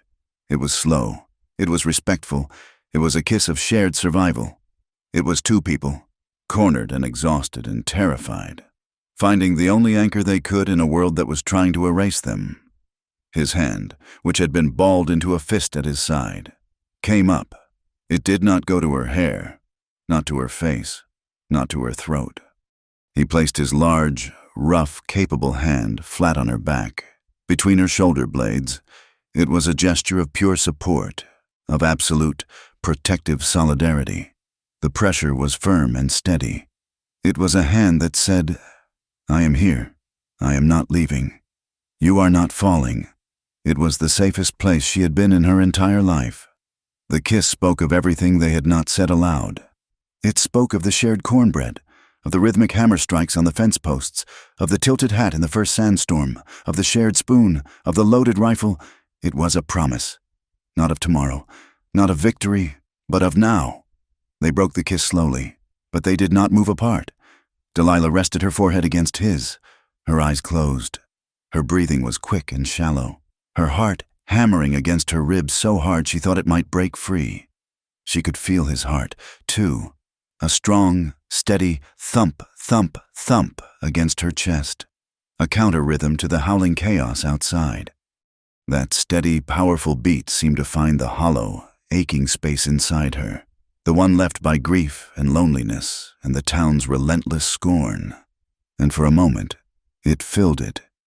"Don't promise anything," she whispered, her voice thick, the words catching in her throat. "Don't promise me tomorrow.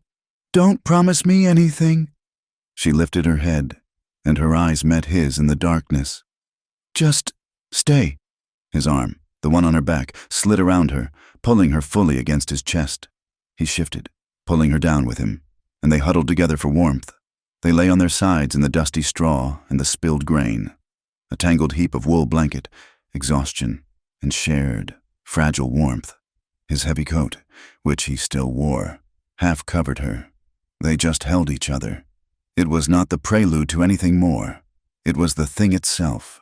The boundary was not breached. It was drawn around them, a silent circle of respect and care in the absolute eye of the storm. They lay there, two heartbeats in the dark, and listened as the wind tried and failed to tear the world apart. Sometime in the deep, black hours before dawn, the wind gave up. The howling faded to a high-pitched whine, then to a gusting whisper, and then, finally, to a profound, exhausted silence. The dust, thick as snow, began to settle. Rowan stirred, his limbs stiff and cold. Delilah was asleep, her face pressed against his chest, her breathing finally deep and even. She had not slept like that in 6 months. He did not move. He lay there, his arm numb under her weight, and watched the first, pale gray light begin to creep through the cracks in the wall, illuminating the thick, brown fog of dust inside the shed. She woke slowly. She did not startle. She just opened her eyes and found herself looking up at him. She was quiet for a long moment, simply registering the warmth, the safety, the stillness. A small, incredibly tired smile touched the corners of her mouth. "I forgot," she murmured, her voice thick with sleep, cracked with dust. I forgot what warmth smelled like. Rowan looked down at her in the dim, gray light. The streak of blood on her cheek was dark and stark against her pale skin, but the steel was still in her eyes. He smiled back, a rare, genuine smile that softened the hard lines around his own eyes. "It smells like you," he said, his voice a low rumble in the quiet. "And cornbread." The town square was not a square. It was a wide, beaten stretch of dirt between the church and the mercantile, baked hard as brick by 1,000 days of sun. And it was full. The morning after the storm, the whole of Cinder Creek had turned out. They were drawn by the promise of the town meeting, but mostly by the desperation of thirst, the Silver Crown's bad engineering, or perhaps Frank Boone's last act of sabotage had left the town's main troughs dry. The mine was rationing water, and the town was angry. They were a crowd of gray, dusty men in miners' boots, and women in faded calico, their face set in hard, anxious lines. They clustered in the meager shade of the church wall, their voices a low, unhappy rumble. The Silver Crown, in a rare and deeply suspicious show of goodwill, was trying to manage the mood. Foreman Barlow, his face scrubbed and smiling, stood by the mercantile porch handing out sticks of peppermint candy to the children. It was a calculated performance, a cheap gesture to buy the parents' silence. The children, unused to such sweetness, took the candy with wide, silent eyes, as if accepting a bribe they did not understand. Reverend Stone stood on the top step of the church, his Bible held to his chest like a wooden shield. He was trying to call the meeting to order, but his reedy voice was lost in the wind and the grumbling, into this tense, divided space. Rowan and Delilah walked. They walked from the end of the street, two figures moving as one. The crowd parted for them. A sullen human sea, the whispers, which had once been a torrent, were now a sudden, shocked silence. The town had shunned Delilah. They had ignored Rowan. But to see them together, walking with a set, unified purpose, was something new. Delilah's black skirt was still stained with soot and ash from the fire. Her hair was pulled back in a severe, functional knot. The cut on her cheek was a raw, red declaration. She carried no prayer book. In her hand, she held a single, folded piece of parchment. Rowan was beside her, a half-step behind, his duster brushing the dust. He did not look at Stone. He did not look at Barlow. His eyes, cold and flat, scanned the crowd. He was a rancher, and he knew the look of a herd on the verge of a stampede. He watched for the first man to move too fast, for the hand that dropped to a belt, for the voice that rose to a shout. His gaze swept the rooftops, the alleyways, and the faces, cataloging every threat. He was a wolfhound guarding a single, precious lamb. They stopped at the foot of the church steps. Delilah looked up at the minister. "Reverend Stone," she said, her voice not loud, but it cut through the murmuring with the clarity of cold water. Stone flinched, his eyes sliding away from her. "Mrs. Boone, this is a town matter, a matter for the congregation. I am a member of this congregation, Reverend," Delilah said, "and this is a town matter. You are here to talk about the water, and I am here to give it to you." A collective gasp went through the crowd. Barlow, in the middle of handing a candy stick to a child, froze. "I do not understand," Stone stammered, his face going pale. "It is simple," Delilah said, unfolding the parchment. "My late husband, Frank Boone, left me the sole, permanent rights to the aquifer beneath our land." A roar of disbelief and anger rose from the miners. "She's lying. The mine owns that ridge." "He did," Delilah continued, her voice rising. "And he left it to me. But I see this town is thirsty. I see the mine cannot provide. So I, Delilah Boone, am donating my water rights to the free and public use of the people of Cinder Creek, in perpetuity." She held the parchment up. "I ask only that you, as the moral authority of this town, read the deed of donation into the public record, so all may bear witness." She had trapped him. Rowan watched as the blood drained from Stone's face. He was caught between his masters at the Silver Crown and his flock, To refuse to read a donation to the town would expose him as a fraud. To read it would be to legitimize her claim and destroy the mine's entire plan. This is highly irregular. Mrs. Boone, Stone said, his hands shaking. A legal document. Read it, a voice yelled from the back. It was one of the miners, his face gray with dust. If she's giving water, read the paper. Read it. Reverend, another joined in. The crowd, which had been a collection of sullen individuals, was becoming a single, angry entity. They wanted the water. Stone's eyes darted to Barlow, who stood frozen by the mercantile, his face a mask of thunder. Barlow gave a tiny, almost imperceptible shake of his head. No, but the crowd was shouting now. Read it, Stone, visibly trembling, took the parchment from Delilah's hand. His eyes scanned the document. He saw the main clause. He saw the forgery of the foreclosure. And then he saw, glowing in the morning light where Mrs. Gable had heated it, the faint, blood-red letters of Appendix B. His hands shook so badly the parchment rattled.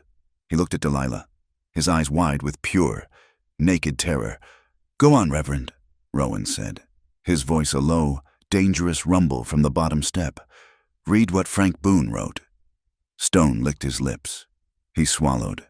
His voice was a dry, cracking whisper, but in the sudden, desperate silence of the crowd, every word was audible.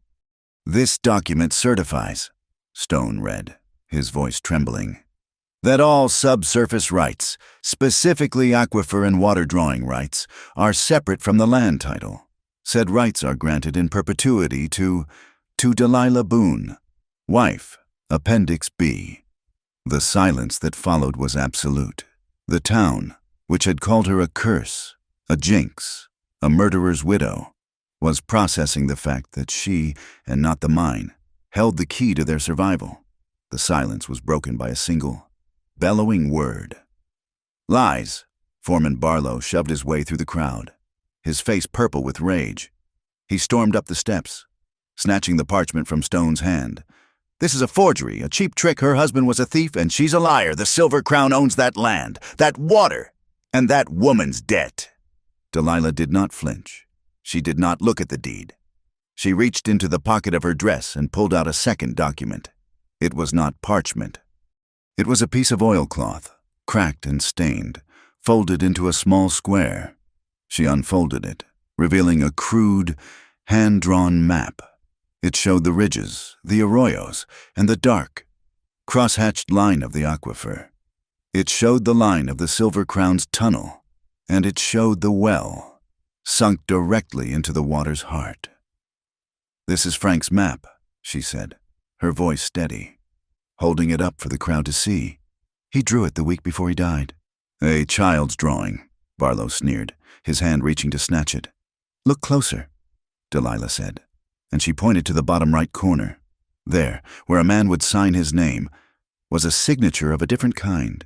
It was a perfect, dark, seared thumbprint. The whorls and ridges were burned black into the cloth. My husband, Delilah said, her voice ringing with a cold, clear power, was a powder man. He handled acid. His hands were burned. He could no longer hold a pen, but he could make his mark. She held the map high. That is the mark of Frank Boone, a mark none of you can forge, and none of you can deny. The miners stared. They knew that mark. They had seen hands like that. It was the indelible signature of their trade, a proof of identity more certain than any name. A woman's voice, sharp and clear, cut through the stunned silence. It was the saloon matron, the one who had called Delilah a curse. She was staring at the map, her eyes wide. My God, the woman breathed, her voice carrying across the square. She is not lying. She is holding the water. She is holding the water for the entire town, while we let them run her dry. It was a crack, the first tiny splinter in the town's solid wall of hate. Men turned to look at each other. They looked at Barlow's red, furious face, and then at Delilah's, pale and streaked with soot and blood. And for the first time they saw her not as a widow, but as a person. This is not over, Barlow snarled, his hand dropping to the butt of the pistol on his hip. "This is company business." Wicker thud, thud, thud. The sound was sudden, sharp, and out of place. It was not a gunshot. It was the sound of a fast, powerful horse pulling to a halt on the hard-packed dirt. The crowd, which had been closing in, turned as one. He had come from the east, from the high pass, and he sat on his horse in the middle of the square, perfectly still. It was Jesse Boone, but it was not the Jesse Boone of rumor. This was not a dusty, trail-worn outlaw. This man was immaculate. He wore a brand-new, black frock coat, sharply pressed. His boots were new, polished to a high, reflective shine. His face was clean-shaven, and his dark hair was slicked back with pomade. He looked like a banker, or an undertaker. He looked like a man who had been paid, and paid well. He sat on his black charger, the same one Rowan had seen in the dark, and a slow, cold smile played on his lips. It was a smile that held no warmth, no humanity. It was the smile of a snake looking at a mouse. "Well, well, well," Jesse Boone said, his voice a smooth, confident baritone that carried easily over the crowd. "My dear sister, always making a scene." Delilah, who had faced down fire and gunfire and the entire town, went pale as death. "Jesse," she whispered, "you are making this so very difficult." "Delilah," he said, swinging down from the saddle. He walked toward the steps with an easy, rolling gait. He was not wearing a gun belt. He did not need one. The expensive coat hung open, revealing the polished wooden handle of a new model revolver, tucked into his waistband. He stopped at the bottom step, looking up at her, his smile fixed. All this talk of deeds and maps and donations, it's so dramatic and so unnecessary. He reached into the inner pocket of his coat and pulled out a rolled-up document, tied with a neat, blue ribbon. "You see," he said, "the matter's already settled." He unrolled the paper with a snap of his wrist. It was a new contract, drawn up on crisp, legal paper. "This is a bill of sale," Jesse announced to the crowd, "transferring all water rights on Parcel 16 to the Silver Crown Mining Company. In exchange," he patted his coat pocket, "for a very generous sum. It settles all outstanding debts." That is not possible," Delilah stammered. "I did not sign." "Oh, but you did, sister," Jesse said, holding the document up. "Right here." He pointed to the bottom. There, in a passable imitation of her handwriting, was the name Delilah Boone. The ink was black, sharp, and glistening. It was still fresh. It had been signed, perhaps, only an hour ago. "A forgery," Rowan said, his voice a low growl. Jesse Boone's smile vanished. His eyes, cold and dark, snapped to Rowan. "You, the rancher, the stray, I warned you." He looked back at Delilah, his face closing into a mask of cold business. "It is done." He then did the one thing that proved his power. He turned his back on Delilah, on Rowan, and on the entire silent crowd. He faced Reverend Stone, who was still hiding by the church door. "Reverend," Jesse said, holding out the fake contract. "File this. It is the only document that matters." But the other deed." Stone protested weakly. Jesse Boone's hand moved like a blur. It was not a slap. He grabbed the front of Stone's shirt, pulling the minister off his feet, his face inches from his own. "Are you," he hissed, "arguing with me?" And then he drew his gun. He did not point it at Rowan. He did not point it at Delilah. He pointed it straight up at the sky and pulled the trigger. Crack! The gunshot was a single, violent, deafening explosion that shattered the morning. Women screamed. Men ducked. A cloud of dust and ancient debris rained down from the wooden porch roof above their heads. Jesse held the smoking pistol high, his eyes sweeping the terrified, frozen crowd. "This meeting is over," he bellowed, his voice the raw, cracking command of a man who lived by the gun. "The water belongs to the mine. Anyone." His gaze settled on Rowan, and then on his sister. "Who says another word? It will be silent for the whole winter." The gunshot's echo died, leaving a silence more terrifying than the explosion. The crowd was frozen. A sea of pale, upturned faces. Jesse Boone's gun was still smoking, his arm high, a dark prophet pronouncing judgment. "We are going home, sister," Jesse said, his voice dropping from a roar to a low, intimate hiss. He grabbed Delilah's arm, his fingers biting into her flesh, yanking her down the church steps. "You and I are going to have a private talk, and you are going to sign this paper again, neat and tidy, where it is legal." He looked at Rowan, who stood on the top step, his entire body coiled, his hand a white-knuckled fist at his side. Jesse's pistol was still in his hand, loose and casual, but pointed toward Delilah. "You!" Jesse sneered at Rowan. "You stay. You follow. You even breathe too loud, and the next hole I drill will be in her." He shoved Delilah forward, forcing her to walk. He did not go to his horse. He walked behind her, his gun aimed at the center of her back, marching her down the main street. He was making a spectacle, proving his ownership. Rowan watched them go. He was trapped. To move was to kill her. He waited, his heart a cold, heavy stone in his chest. He watched until they were 100 yards distant. Two figures, the captor and the captive. The spell on the crowd broke. They did not help. They scattered, melting back into their homes and shops, their courage extinguished by the single gunshot. They left Rowan alone on the steps. He ran to Patch, who was tied at the mercantile rail. He swung into the saddle, his rifle heavy in its scabbard. He did not gallop. He did not shout. He became what he was, a shadow. He held Patch to a slow walk, keeping a city block between them, his eyes never leaving the two figures. He was an outrider, a ghost, biding his time. The path to Delilah's house left the main street and cut across a shallow, dry arroyo. The only way over it was a narrow, rickety bridge, barely wide enough for a wagon, made of old timber and rope. Jesse shoved Delilah toward it. "Get across." As she set foot on the first plank, a man stepped out from the shadows beneath the bridge. It was one of the night riders, the man with the hobnail boots, his face a mask of dirt and malice. "Mr. Barlow sent me."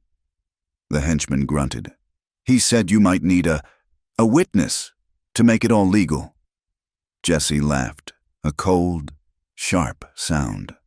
"A witness. That's good. Stay there. Make sure no one follows." Rowan, 100 yards back, pulled Patch to a halt behind a stand of creosote. It was a trap. They were waiting for him, 2 guns to his 1. Jesse pushed Delilah onto the center of the bridge. The henchman blocked the far side, his hand resting on his pistol. They had her boxed in. Rowan slid from the saddle. He grabbed his long, heavy skinning knife from his belt. He moved on foot, low and silent, his boots making no sound in the soft dust. He circled, coming up on the arroyo 20 yards upstream, and slipped down into the dry, rocky trench. He moved onto the bridge, his back scraping against the timbers. The air was cold and smelled of dry rot. Above him, he could hear their voices. Jesse's low and menacing. Delilah's a defiant, sharp no. Rowan saw the bridge's main supports. They were not solid timber. They were heavy, 3-inch thick hemp ropes, old and frayed, anchoring the far side of the bridge to a buried dead man anchor, the side the henchman was guarding. He did not go for his gun. He went for the ropes. He put his full weight onto the knife, sawing at the thick, dry fibers. Scrape, scrape, snap. The fibers parted, one by one. Above him? Jesse's voice rose in anger. "Sign it, or I swear to God!" The first rope snapped with a sound like a pistol shot. "What was that?" the henchman yelled. Rowan threw himself at the second rope. It was already straining. He slashed, not sawing, cutting the last remaining strands. With a sound like a cannon, the rope exploded.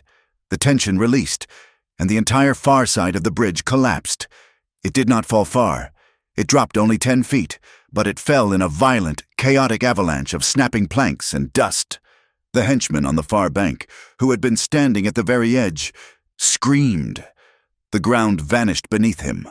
He tumbled into the arroyo in a cloud of splintered wood. landing with a sickening, wet crack on the rocks below. Jesse roared in surprise.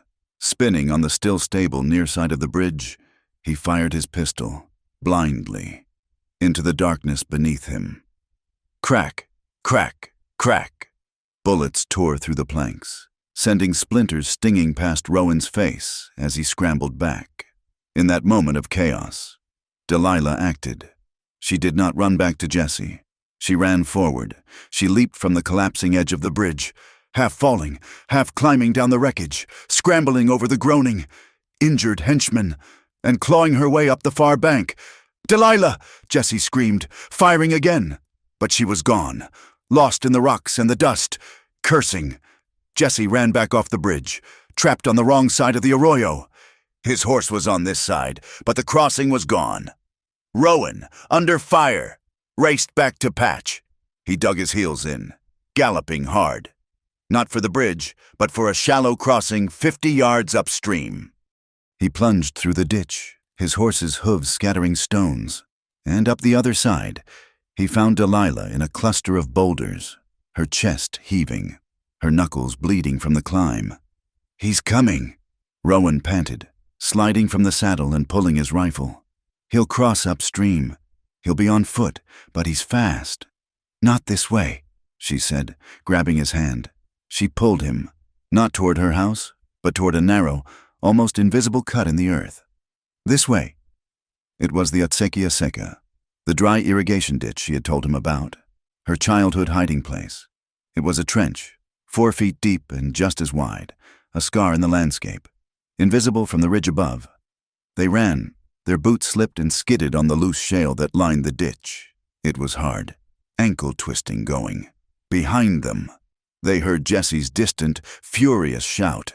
He was on the ridge, scanning the land, but they had vanished.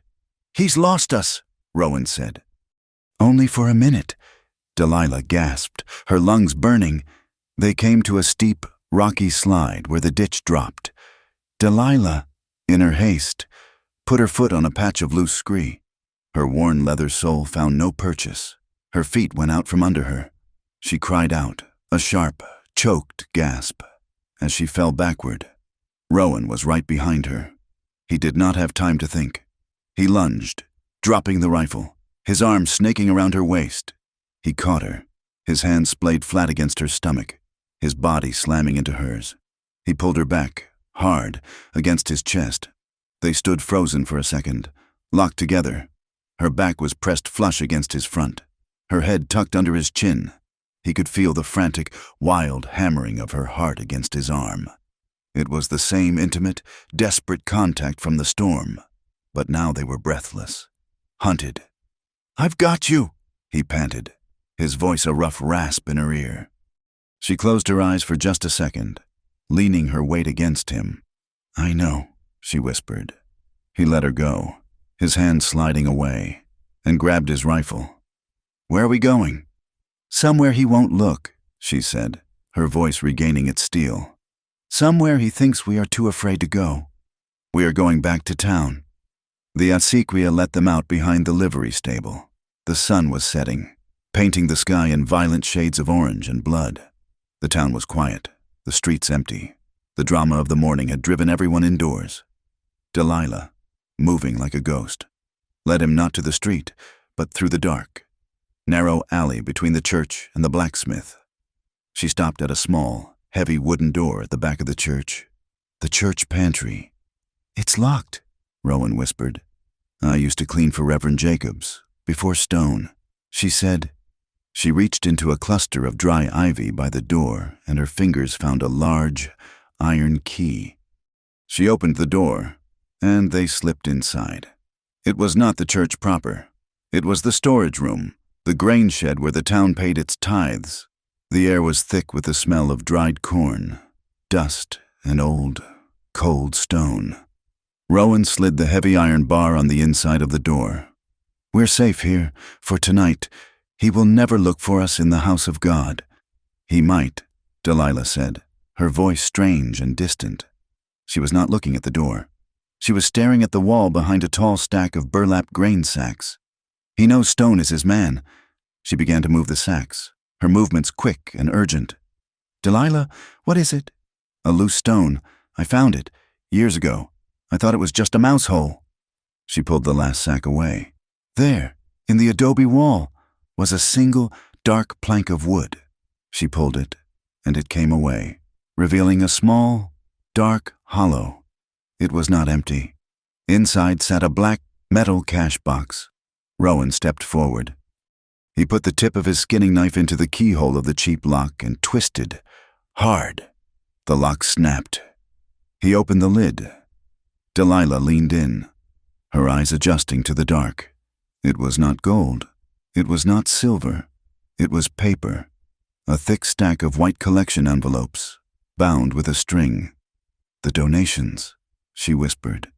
"He's stealing from the collection plate." "It's worse than that," Rowan said. He picked up the stack. He opened the top envelope. It was not a coin. It was a folded note. He unfolded it. "S.C. Payment, $25. For services." He opened another. "S.C. Payment, $50. Discretion." Delilah's hand flew to her mouth. "My God," she whispered. "He is not just stealing from the church. This is where the Silver Crown is paying him. This is his bribe money." Rowan held the stack of envelopes, the cold, hard proof of the town's total corruption. The original plan to force Stone's hand was useless. Stone was not a pawn. He was a paid conspirator. "This changes everything," Rowan said, his voice low and electric. "The meeting is over. We cannot fight them in the square. Jesse won." "So what do we do?" Delilah asked, her voice desperate. "We have Frank's deed. We have this. But who do we show it to? The marshals work for the mine." Rowan was silent, his mind racing. He was remembering a fragment of conversation he had overheard at the mercantile. Weeks ago, Barlow, angry, complaining to Tibbets. "Barlow," Rowan said, the pieces clicking into place. He was furious. He was complaining about a meddling woman from Santa Fe, a territorial judge. She's on a circuit, inspecting the mine's books. He said she was sniffing around the warehouse. He looked at Delilah, his eyes bright with a new, terrifying plan. He said her name, Judge Allister, and he said she'd be at the Silver Crown warehouse tomorrow at dawn. "A judge," Delilah whispered. "Hope a cold, fragile thing." "We do not go to the town." Rowan said, "We do not go to the marshals. We go to the law, the real law. Will she listen to me?" "She will," Rowan said, and he held up the handful of stolen, incriminating envelopes. "She will when we give her Frank's original deed, his map, and proof that the Reverend Stone is on the Silver Crown payroll." They could not stay in the church. Jesse was smart, and he was angry. He would not stop. He knew his sister. He would know she had to return to the one place on earth that was hers. They slipped back out of town, using the acequia, and returned to her property under the cover of a high, cold moon. They did not go to the house. They went to the small, solid grain shed, the one that had survived the storm. Rowan took the first watch, his Spencer rifle resting in the crook of his arm, his eyes scanning the silver-washed ridgeline. Delilah, wrapped in his wool blanket, fell into an exhausted, dreamless sleep. Hours passed. The moon slid toward the western horizon. Rowan smelled it before he saw it, the sharp, unmistakable tang of kerosene. He looked out the crack in the shed wall. Jesse was there, a single, dark figure. He was not at the house. He was standing by the wellhead, and he was pouring a can of oil, not on the house, but in a wide, perfect circle around the well, in the dry grass that had survived the first fire. "He's not burning the house," Rowan whispered, his voice shaking with sudden understanding. "He's not trying to flush us out." Delilah woke, instantly alert. "What? He's burning the well," Rowan said, his voice sick. "He's going to destroy it. If he cannot have the water, no one will." Jesse struck a match. The fire caught. An instant low ring of orange that began to crawl inward, toward the well's wooden housing. "No!" Delilah screamed, and she threw the shed door open. She ran, not from the fire, but straight toward it. "Delilah! It's too late!" Rowan yelled. running after her. Jesse saw them. He laughed, a high, cruel sound. "That's right. Sister, come and watch it's over." Delilah ignored him. She ignored the flames. She ran to the wellhead. Rowan, seeing her intent, grabbed the 2 metal pails. "It's not enough. We cannot draw it fast enough." "My husband," she panted, her hands on the heavy, wooden pump handle. "He said it was artesian. He said he had to cap it, to slow it down." She was not pumping. She was fumbling with a heavy iron pin at the base of the mechanism. She grunted, pulling the pin free. Then she grabbed the long, wooden lever, planted her feet, and threw her entire, desperate weight onto it, not down, but sideways. It was not a pump. It was a release. There was a deep, subterranean groan that seemed to come from the center of the earth, a sound of immense, pressurized stone, a heavy, wet hiss. Jesse stopped laughing. With a sound like a cannon, a solid column of water, 6 inches thick, erupted from the wellhead. It was not a trickle. It was not a stream. It was a geyser. It shot 10 feet into the air, a silver, glistening pillar in the moonlight. A powerful, living thing that had been trapped, waiting. Frank Boone had not just sunk a well. He had tapped an underground river. The water crashed down, dousing the new fire, turning the ring of flames into a sputtering, hissing cloud of steam. Jesse stared, his mouth open, his face a mask of pure, stunned disbelief. This was not a spring. This was a fortune, and it was alive. In town, the glow of the second fire had been seen, but the sight of the water, that impossible shining silver plume rising into the night sky, pulled people from their beds. They came, first in 1s and 2s, then in a crowd. The saloon matron, the butcher's wife, the miners from the shacks, their faces grim. They ran toward the light. They stopped at the edge of the property, staring. They saw the smoking, doused fire. They saw Jesse, a dark, furious shape by his horse. And they saw Delilah and Rowan, soaked to the skin, standing by the gushing, roaring pillar of water. The saloon matron, the one who had first called Delilah a curse, looked at the gushing water, then at her own dusty, empty bucket. She stepped forward. She walked past Jesse, dipped her bucket into the torrent, and threw the water on a still glowing patch of embers. A miner followed, then another. They formed a line, filling buckets, dousing the last of the fire. They were no longer shunning her. They were helping her. They were looking at her, and at the water, with a new, fierce, and desperate respect. Jesse Boone was beaten. The fire was out. He was surrounded, not by allies, but by 30 thirsty, angry townfolk, all of them standing with his sister. He holstered his pistol, his face a mask of cold, murderous rage. He backed away, swinging onto his charger. He looked at Delilah, soaked and triumphant. He looked at Rowan, who stood by her side, his hand on her arm. "Dawn!" Jesse snarled, his voice a low promise. "The judge arrives at dawn. I will have that signature. I will take this land." He turned his horse, his eyes black and empty. "Or I will take blood." Dawn broke cold and gray, not with the clear, sharp light of the desert, but with a low, creeping mist that clung to the ground. It was a ghost's breath, chilling the air, making the town of Cinder Creek look like a sunken, forgotten thing.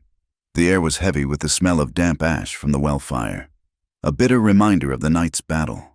The town square was empty. The confrontation was not to happen there. The new center of gravity was the Silver Crown Warehouse, a long, grim, windowless building by the dry railroad spur. Standing before its heavy, padlocked doors was a woman. She had arrived on the 4 o'clock stage from Santa Fe, a solitary passenger. She was perhaps 60, her hair a severe, silver bun. She wore a man's traveling coat, and her eyes, magnified by thick, steel-rimmed spectacles, missed nothing. This was Judge Allister, the territorial circuit judge, and she looked at the warehouse door as if it were a prisoner she was about to sentence. Foreman Barlow was there, his face slick with a false, welcoming sweat. Reverend Stone stood behind him, his Bible held to his chest, his eyes darting. Two of the mine's hired marshals stood at attention, their rifles held easy, but ready. "My apologies for the delay, Judge," Barlow was saying, fumbling with a large iron key. "Our bookkeeper took ill, but the ledgers are all in order, as you will see. I am here to inspect the powder logs. Mr. Barlow." The judge's voice cut through his, sharp and precise as a new knife. "Not the payroll." "Of course, Judge, of course." "Judge Alistair." The voice came from the mist. Rowan and Delilah emerged from the grayness, not as ghosts, but as solid, undeniable facts. They were flanked by a silent, growing crowd of miners, the men who had come to the well fire. They had not gone home. They had come, their faces grim, their empty buckets still in their hands. They were a silent, thirsty jury. The judge turned, her expression unreadable. Barlow's face went stiff, a mask of pure fury. "This is a private company audit. Judge," Barlow snapped. "These people are trespassing." "I will be the judge of that," Alistair said. "Speak." Delilah stepped forward, her hand trembling, but her voice clear. She held up the heavy, stained parchment. "Frank Boone's original deed. My name is Delilah Boone. Ma'am, this is the deed to my land. The Silver Crown Mining Company is trying to steal it." "She's lying," Barlow bellowed. "She is a debtor. The property is in foreclosure. Her brother, Jesse Boone, has already signed the sale agreement." "That agreement," Delilah said, her voice rising, "is a forgery." "My husband, Frank Boone, left the water rights to me. In an appendix he knew you would not find. Here." She pointed to the heat-activated, blood-red script. Judge Alistair looked at the document, her sharp eyes taking in the faint, glowing words. "An invisible clause. Clever. But this is a matter of his word against yours. Mrs. Boone, you need more." "We have more," Rowan said, his voice a low rumble. He stepped up beside Delilah. He reached into his duster and pulled out a small, heavy bundle. First, he dropped the stolen, metal cash box from the church onto the ground. It clattered, and Reverend Stone let out a small, strangled sound. Rowan opened it and threw the stack of incriminating, bribe-filled envelopes at the judge's feet. "This is Reverend Stone's payroll. Judge, paid by the Silver Crown for discretion. That is the conspiracy." Barlow looked murderous. "These are lies fabrications." Rowan's hand went back into his pocket. "And this," he said, "is how they enforce their contracts." He opened his hand. In his palm sat a single, brass shell casing, its primer stamped with the letters C. "This is from a rifle bullet," Rowan said, his voice flat. "Fired at Mrs. Boone's head 2 nights ago by men who burned her property. It matches the cartridges in the marshal's bandoliers." He had closed the loop. The deed, the bribes, the violence. It was all one story, laid bare on the dusty ground. Judge Alistair stared at the evidence. She looked at Barlow's purple, sputtering face. She looked at Reverend Stone, who was visibly shaking, white as paper. "Mr. Barlow," the judge said, her voice like cracking ice, "you are under territorial arrest for conspiracy, fraud, and attempted—" No. The voice was not Barlow's. It was soft, almost gentle, and it came from behind them. Jesse Boone stepped out of the mist. He looked as if he had just come from a bath. His black coat was brushed. His face was clean-shaven. His boots were gleaming. He held his new pistol, and its muzzle was pressed, hard, into the hollow of Delilah's temple. Delilah froze. The crowd gasped. Stepping back, Jesse's other hand held the forged contract. He smiled, his eyes empty and cold. "The judge is mistaken. This is just a simple business transaction. My sister—" His thumb clicked back the hammer on the pistol, the sound a dry, final click that echoed in the mist. "Is just about to sign." He shoved the paper and a small pencil into Delilah's free hand. "The meeting is over. Delilah, sign it, now." Rowan's blood went cold.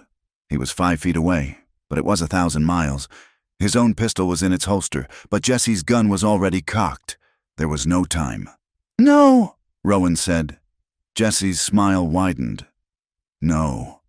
Rowan slowly, deliberately, unbuckled his heavy gun belt. He held it up, then let it fall to the dust with a heavy, metallic thud. He raised both his hands, palms out, empty. "Take me," Rowan said. His voice was not a plea. It was a trade. It was perfectly level, perfectly calm, flat and still as the surface of a high mountain lake before the storm. "You want blood? Take mine.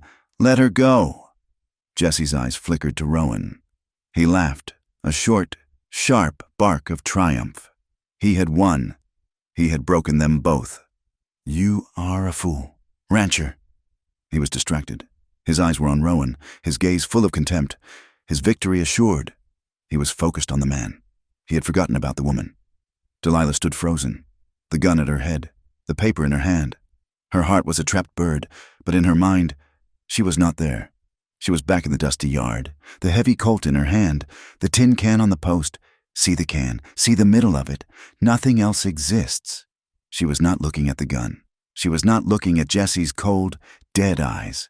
She was looking at the white, exposed line of his wrist, the one holding the pistol. She was measuring the angle. She remembered Rowan's lesson. She remembered the balance.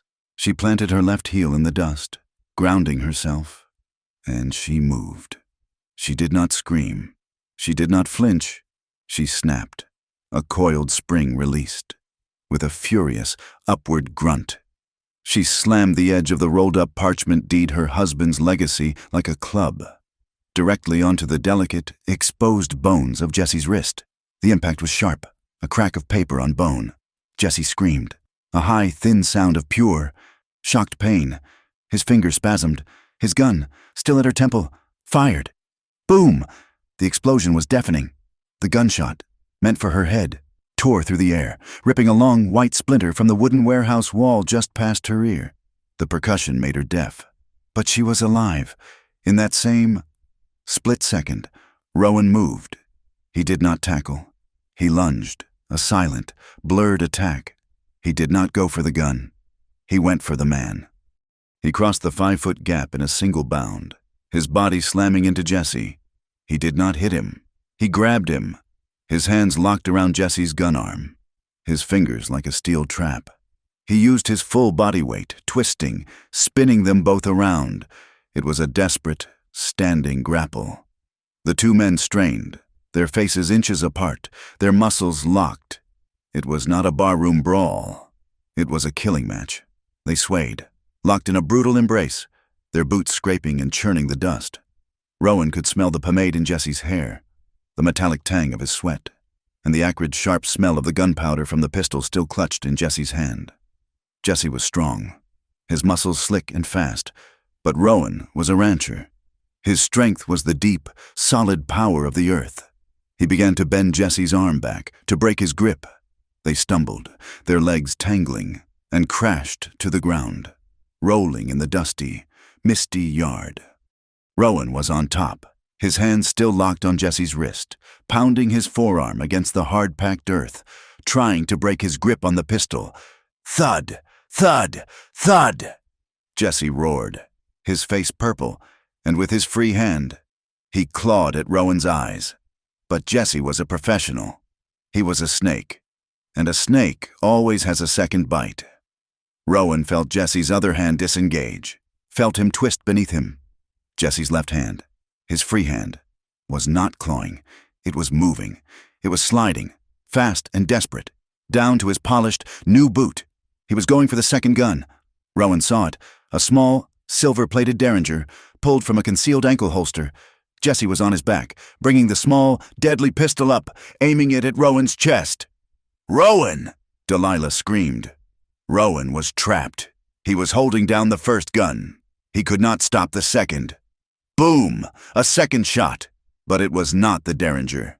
It was the deep, heavy, .45 caliber roar of Rowan's Colt.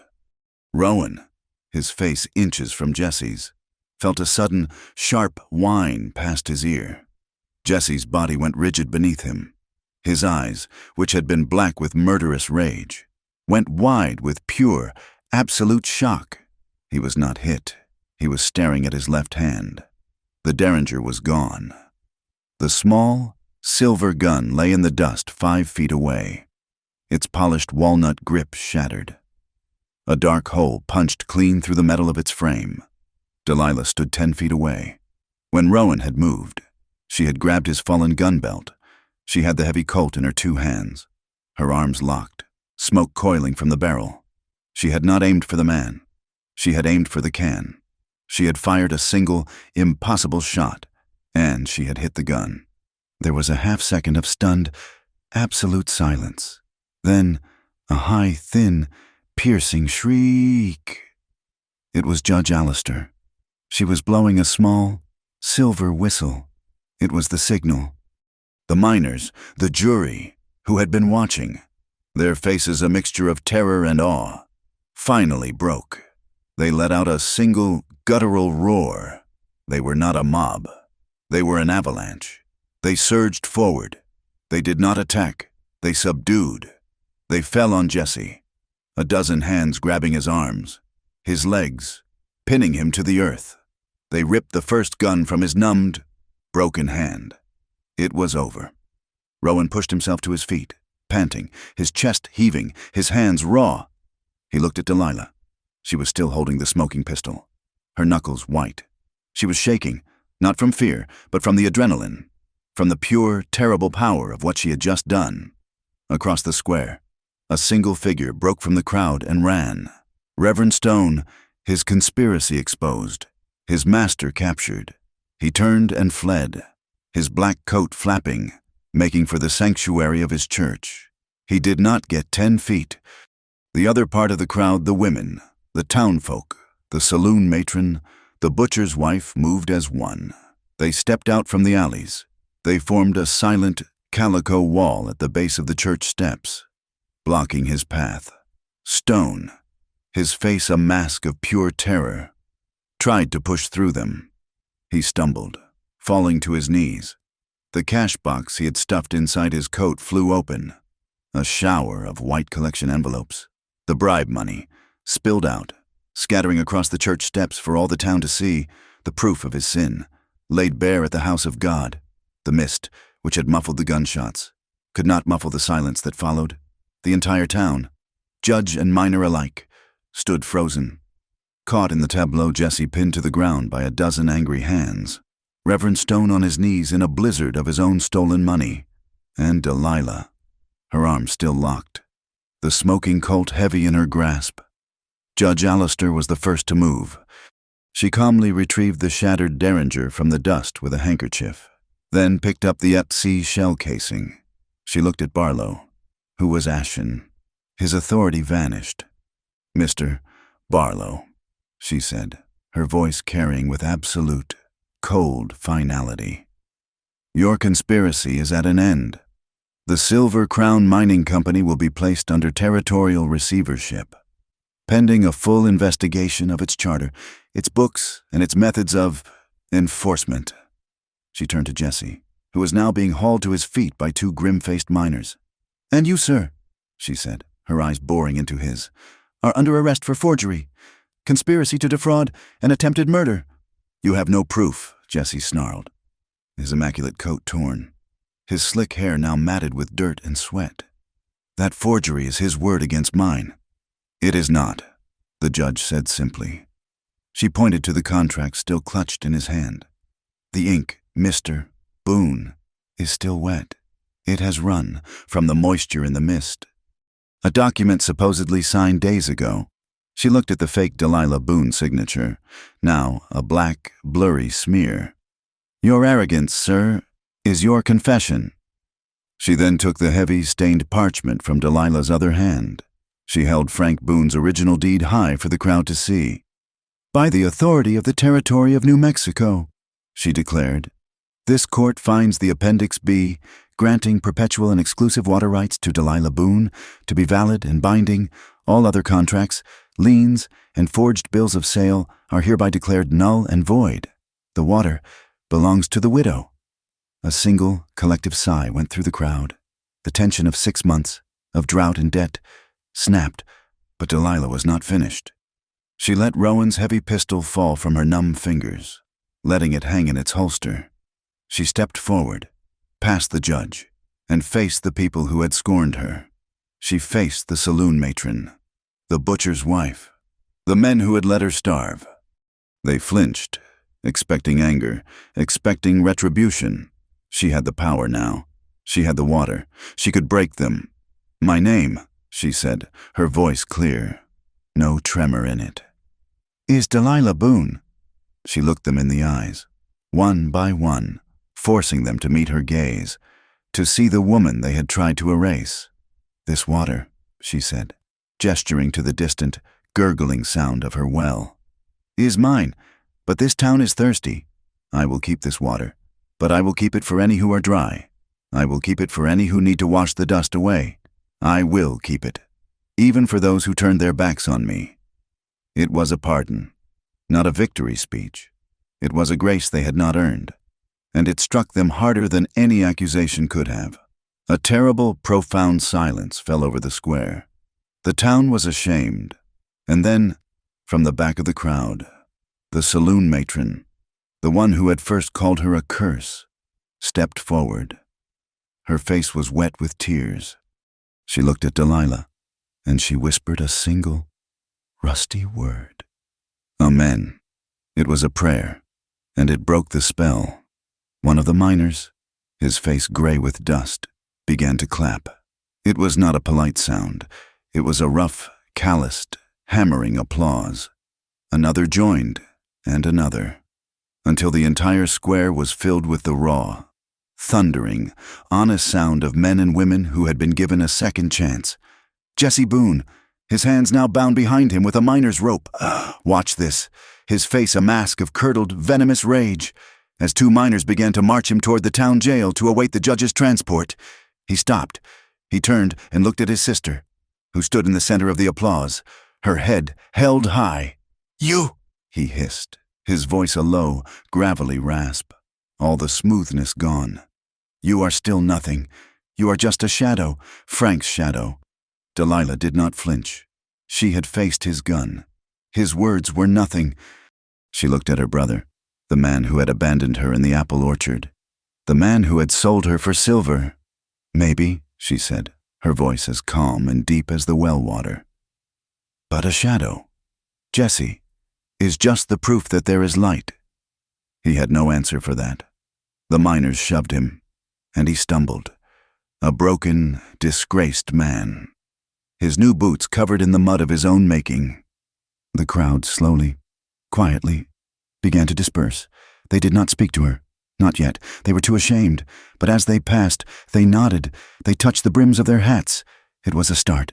The town, which had been a fist, was unclenching. Soon, only 2 people were left in the square, standing in the gray, settling mist, Rowan and Delilah. He had not moved. He stood by the warehouse wall, watching her. He had seen her terror, her rage, her courage, and finally, her grace. He walked toward her, not in a rush, his boots slow and deliberate on the dusty ground. He stopped in front of her. He did not reach for her waist. He did not touch her face. He simply, slowly, lifted his hand and placed it, palm up, over her own, the one that was still red and stinging from the kick of the gun. His calloused, scarred hand covered her smaller, trembling one. The lines on his palm, cut from wire and leather and hardship, met the blisters on hers, cut from the same. It was not a touch of passion. It was a touch of recognition, as ancient and binding as an oath sworn on iron. She looked down at their hands, his brown and broad, hers pale and stained with gunpowder. Then she looked up, into his eyes. They were not flat and cold now. They were full of a deep, quiet light. "You did not save me, Rowan," she whispered, the words catching in her throat. His brow furrowed. "Delilah?" "No," she said, a small, tired smile touching her lips for the first time. It was a smile that had been broken, but it was real. It was bright and clear as a piece of new water. You did not ride in and save me. You stayed. You just stayed." He said nothing. He just looked at her, his heart too full for words. He had never been a hero, but he had stayed. And in this land, that was the same thing. He leaned in, and she met him halfway. They kissed, there in the middle of the empty, misty square. It was not the desperate, frantic kiss of the storm, a blind search for warmth in the dark. This was a kiss in the light. It was slow. It was whole. It was deliberate. It tasted of gunpowder, and of the faint, clean taste of the mist, and of the distant, honest smell of cornbread. It was a kiss that had been earned, a kiss that sealed every silent word they had shared, from the first loaf of bread to the final, impossible gunshot. The few townsfolk still watching from their windows, the saloon matron, the butcher's wife. They turned away. They smiled, and they pulled their curtains closed, leaving the two of them alone, a small, quiet island of their own, in a town that was, at last, at peace. Later that day, the geyser at the well had been capped, the pressure tamed by Rowan and 3 of the miners. It was a well now, not a marvel, but its promise was just as strong. Delilah stood at the wellhead, the new, bright pine handle in her hand. She hung a simple wooden bucket on the rope and let it drop into the deep, dark, clear water. She pulled it up, hand over hand, the water impossibly cold and sweet. The afternoon sun, finally breaking through the mist, struck the surface of the water in the bucket. It shattered into 1,000 dancing fragments of silver light. Cinder Creek would not be thirsty again. She walked back to her small, scarred house. It was not a ruin. It was a home. Rowan was sitting on the bottom step, waiting for her. He had cleaned the rifle. He had fed Patch. He had been to his own small, ruined ranch, and returned. As she approached, he stood. In his hand, he held a now familiar offering, a small loaf of fresh-baked cornbread, wrapped in a clean cloth. "I thought you might be hungry," he said. She smiled, taking it. "I am." "I brought something else," he said, his voice a little rough. He fumbled in his coat pocket. His hand, which had been so steady on a gun, now uncertain. He pulled out a small, dark object. It was not gold. It was not a diamond. It was a ring, forged from a single, simple piece of black iron, hammered into a circle. It was the kind of ring a blacksmith might make from a horseshoe nail. It was plain. It was unadorned. It was strong. "I do not have much," Rowan Pike said, holding it out to her, his heart in his hand. "My cattle are scattered. My fence is down. But I have a strong back. And I have tomorrow. Right here." Delilah looked at the simple, honest iron ring. It was a promise of everything. Of hardship and work and dirt and staying. She held out her left hand. She slid the ring onto her finger. It was heavy and real, and it fit perfectly. She did not cry. She looked past him, past the well, to the high red hills where the wind was finally blowing, clear and fresh, from the west. The revenge was done. Her name was clean, and the love, which had been a shadow, had finally been called by its proper name. It was home, and the story stops there, in that moment, when the long, bitter fight was over, and the heart of a small, broken town had finally, at last, learned how to stay. Thank you for listening to this story. I would love to know where in the world you are listening from. Drop a comment below, connect with us, and share your thoughts. Please subscribe to the channel Wild West Stories 1850 and like this video. And if you enjoyed this tale, please support us by hitting that hype button. It helps this story, and others like it, be heard by more people.